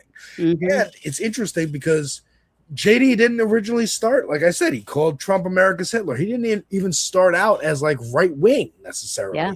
He was liberal-ish, or at least coded that way when he wrote the book Hillbilly Elegy, because then it got turned into a movie, won some Oscars, or at least was nominated for Oscars. Like, he wanted to be in that world where I'm making movies, I'm writing books, I'm going on The View and telling people how people could end up voting for Trump and voting this way, and actually maybe listen to me, and just like another Dem establishment kind of guy. Yeah. But it didn't work out. You weren't that good at writing books. Nobody really cared that much about that movie. And so you pivoted. Yeah. You And pivoted. I have to say, the feedback on him in focus groups is brutal. Oh, yeah. Is it? Especially from women. Like, men are like, yeah, he's not my favorite, but he'd still get my vote. Women, right and left. Really? Not all on the right, but many are like, he's just kind of weird. He's kind of creepy. There's something about him that's off-putting. Like, women do not like him at all. I mean, I think one of the most important, one of the most effective moments of that Kamala campaign that was doomed from the start was picking Tim Walz, and Tim Walz just being like, he's weird. Yeah. He's weird. And just that line of, they're all weird. They're all like, they care too much about what goes on in your bedroom. They care too much about what you're doing in your private life. They're actually invading your privacy. These people who talk about free speech and don't tread on me all the time, they're the ones invading. And that was good. That was working. And then the Dem consultants said, no, don't disagree with them too much. It all blew up. But that line of attack is still effective. Yeah. And we need to bring that back and use it and reclaim that for us, because it works. Yeah. It really does work. And the thing is that it's true. Yeah, It's exactly. like, it's not, it's not like the whole them trying to paint, Tallarico as trans or gay or, just making shit up using all the buzzwords. Like, it's real. Like, they it's are just real. weird people. And like you're saying, it's nonpartisan. It's not even like a partisan attack. It's just like, as a human being, don't you find these other humans kind of weird and off-putting? Yeah, it's just objectively true. And that hits people because it is objectively true. Yeah. They're fucking weird, man. Yeah. They're fucking weird. I mean, think too, there was a clip of him going into like a donut shop on the campaign trail that was supposed to be like, I'm just stopping here for some donuts and we're getting a little photo op, and he just couldn't make small talk. Awkward. He was so freaking awkward. Oh my God. Yeah. Hello, human. How are you? Yeah. What How long has donuts this establishment do you been like? around? He's just bizarre. It was He just so really weird. is bizarre. I want to touch on something, talking about how, they're just so weird, but also what they're doing, because I see people in the comment section, oh, Democrats are done. You obviously have not checked any polls. I look at every single one, not just the cherry-picked ones. You obviously don't watch focus groups or listen to focus groups. I listen to a shit ton of them. So yeah, if this is a legitimate election and Donald Trump doesn't pull any shit, Republicans are going to get wiped the fuck out in the midterms. It is going to be ugly. In fact, they just had I don't know if you heard about this, Alex, they just had a meeting in the Senate, and they were given some information about the midterms, and a reporter said that the senators came out of that meeting visibly shaken. That was the term they used. Like, they are wetting themselves. Yeah. They're freaking out. This is why Trump is out there going like, I'm not doing anything until you pass that SAVE Act. Because it's the act to rig elections. Yeah, it's the only way he can win it. It's the only way they can win. They're not popular. And what ICE just did, which we started off the show with this latest murder of a man, what looks like a cold-blooded murder of a Hispanic man down in Texas, they just screwed Ken Paxton with that, because Texas Hispanics were already, like a huge chunk of them, were already saying in polls, in Texas specific polls and Texas Hispanic polls, there's Unidos, I think it's called. I forget the name of the group. They do polling in Texas and of Hispanic voters in particular, and they are done with Trump. And a lot of it has to do with the economy, but then a huge chunk of it has to do with them and with, or excuse me, a lot of it has to do with not just their own safety, but the safety of other Hispanic people in the area and everything that's been going on with ICE. Yeah. So like a large chunk of them have said, I regret my vote. Even if they're not going to come back to Democrats, a large, I think it was a majority, if not a plurality, said, I might vote Democrats. I might just sit it out. Yeah, because I mean, again, at the end of the day, the people who are comfortable, the people who are true believers, and they'll die for Trump, like you said. Then there's the people who genuinely thought that Republicans cared about them, were going to help them, and shoot they're racist. No, they're not, because I'm Hispanic and I'm here, and all that.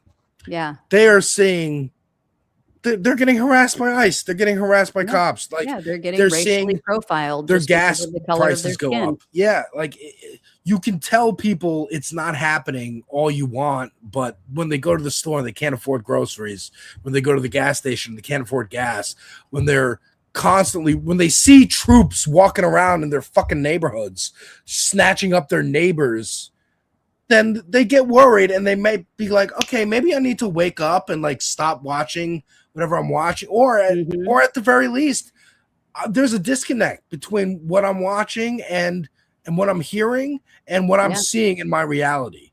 Well, and that's a lot of enough them, to like snap somebody out of it, maybe. a lot of them are watching people like Joe Rogan and Andrew Schulz and Tim Dillon, and they're hearing them going, this is not America. This is like masked men just snatching people off the streets. When you have someone as powerful on the right as Joe Rogan telling his audience, like, this is just not, and this is Rogan not going to fly. This is not acceptable. They're hearing that. So even if they're not hearing it from mainstream media or getting it from left-wing podcasts, they are hearing it and seeing it in their own communities. And anybody who thinks that, this is all liberal wish casting and you guys are full of shit and you can't trust polls. Okay. You don't have to believe us. I know what I know. I know that before the 2024 election, I told my audience the truth. I don't cherry pick polls. I don't cherry pick focus group comments. And I told my audience and pissed off a lot of my audience by saying that Donald Trump had a very good chance of winning in 2024. My audience was angry at me about that.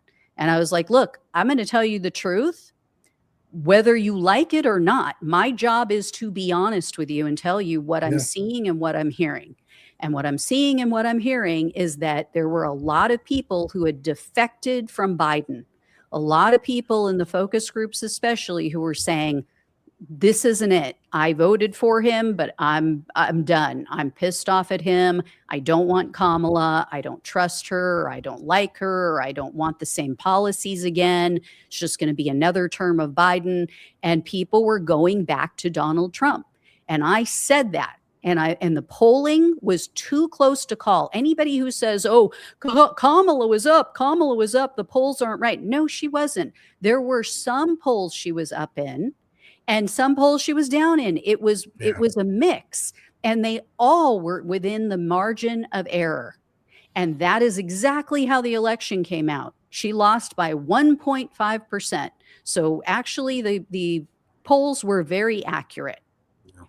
And a lot of the non-voters and independents and minorities broke for Donald Trump in just enough that it made the difference. And right now, I am seeing the complete and total opposite. So people on the right, MAGA, Kool-Aid cult, You don't have to believe me. You don't have to believe a goddamn word I'm saying. But if this is a legitimate election in November, you are in for the biggest wake-up call of your life. And don't come crying back that, oh, it's stolen and this is a fake election and the Democrats rigged it. You've got control of the presidency, the House, and the Senate, and the judiciary. So shut the fuck up about it being a stolen election. You could not possibly be in a better position to rig this election coming up. Yeah. I mean, fingers crossed, knock on wood, always. Yeah. I really hope you're right. I mean, he's trying. He's trying to mess with it. I need this hope to keep me going. It's last week, I had an interview on Wednesday with Danielle Welch, who ran here in New York against Thomas Suozzi. Thomas Suozzi is one of the establishment Republicans who wrote the Promise to America memo saying, we promise as Democrats we're not going to change the status quo and we're going to be centrist as hell. And she was saying part of the reason she decided to run was urgency. She has a small child, and she wants that small child to grow up in a world that is not a 1,000-year Reich of fascism, and we need to fix it now. And I think people my age and younger are feel that sense of urgency. They see the generations before them going, oh my God, you guys were screwed by the financial crisis, you were screwed by the war in Iraq and Afghanistan, and the oil companies doing whatever they want, and all these companies consolidating, becoming monopolies, and Wall Street. You guys were screwed. I don't want to get screwed. I see it getting worse. We need to fucking fix it now.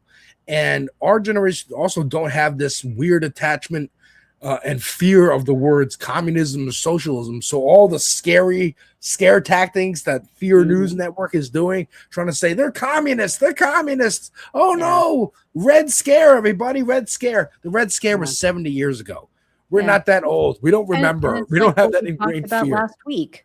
You know, it's like the younger generation is looking around going, wait a minute, we've had capitalism. Yeah. This is all capitalism and my life is shit. So what?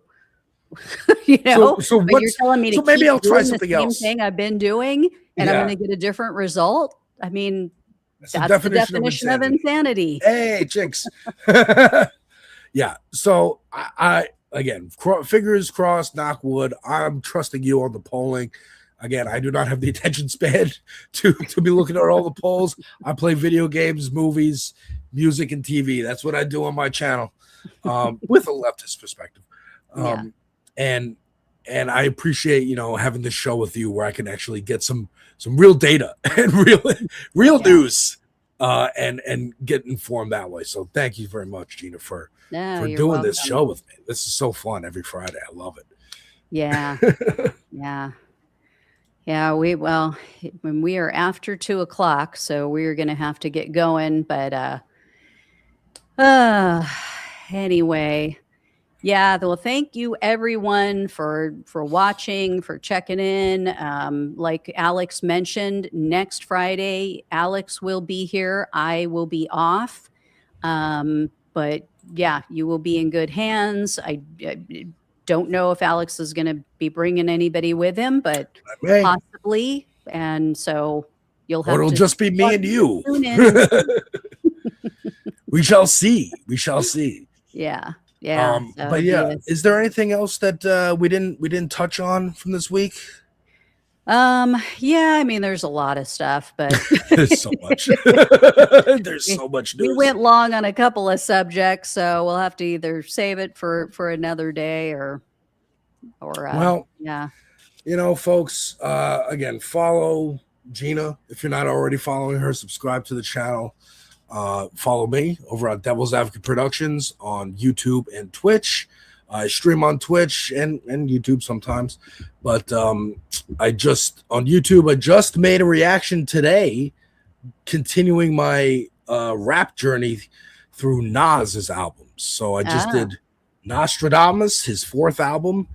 I'm going to continue doing that. I have a review of the new Star Fox game up on my channel.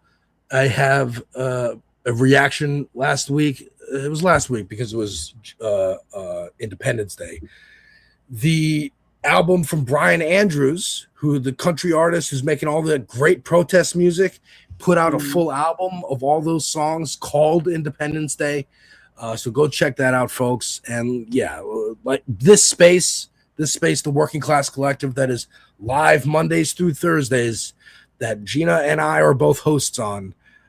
We are still going, and we are continuing to grow. And I just love that we can connect. Yeah, that channel is This Space TV on YouTube. If you guys want to go check that out, of just a bunch of different progressive voices all coming together. My channel, of course, is Raw News and Politics. And then, as Alex said, his channel is Devil's Advocate Productions. Yeah. It's a mouthful. It's a mouthful. But you know what? When I was 19, I knew that this was going to be my brand. I didn't know how. I thought I was going to have a production house and be making movies and stuff, but it works just as well as a YouTube channel for right now, at least. And this was my way of copywriting it. I thought, you know what? If I get a tattoo, they can carbon date the ink, so no one else will be able to steal my logo or my. that was my idea. But yes, folks, look for the smiley face with the pentagram and the horns. That's me. And I'm on Twitter. I'm on Blue Sky as Devil's Advocate C. Also follow Gina over there, so you get updates on when she's putting out new videos and when we're going live. And yeah, folks, have a great weekend. Have a great weekend. Yeah, everybody have fun. Stay out of the heat. Take care. Stay hydrated. And, yeah, I might have some stuff for you over the weekend, and then I'll be back on Monday. Take care, folks. All right. Bye, everybody.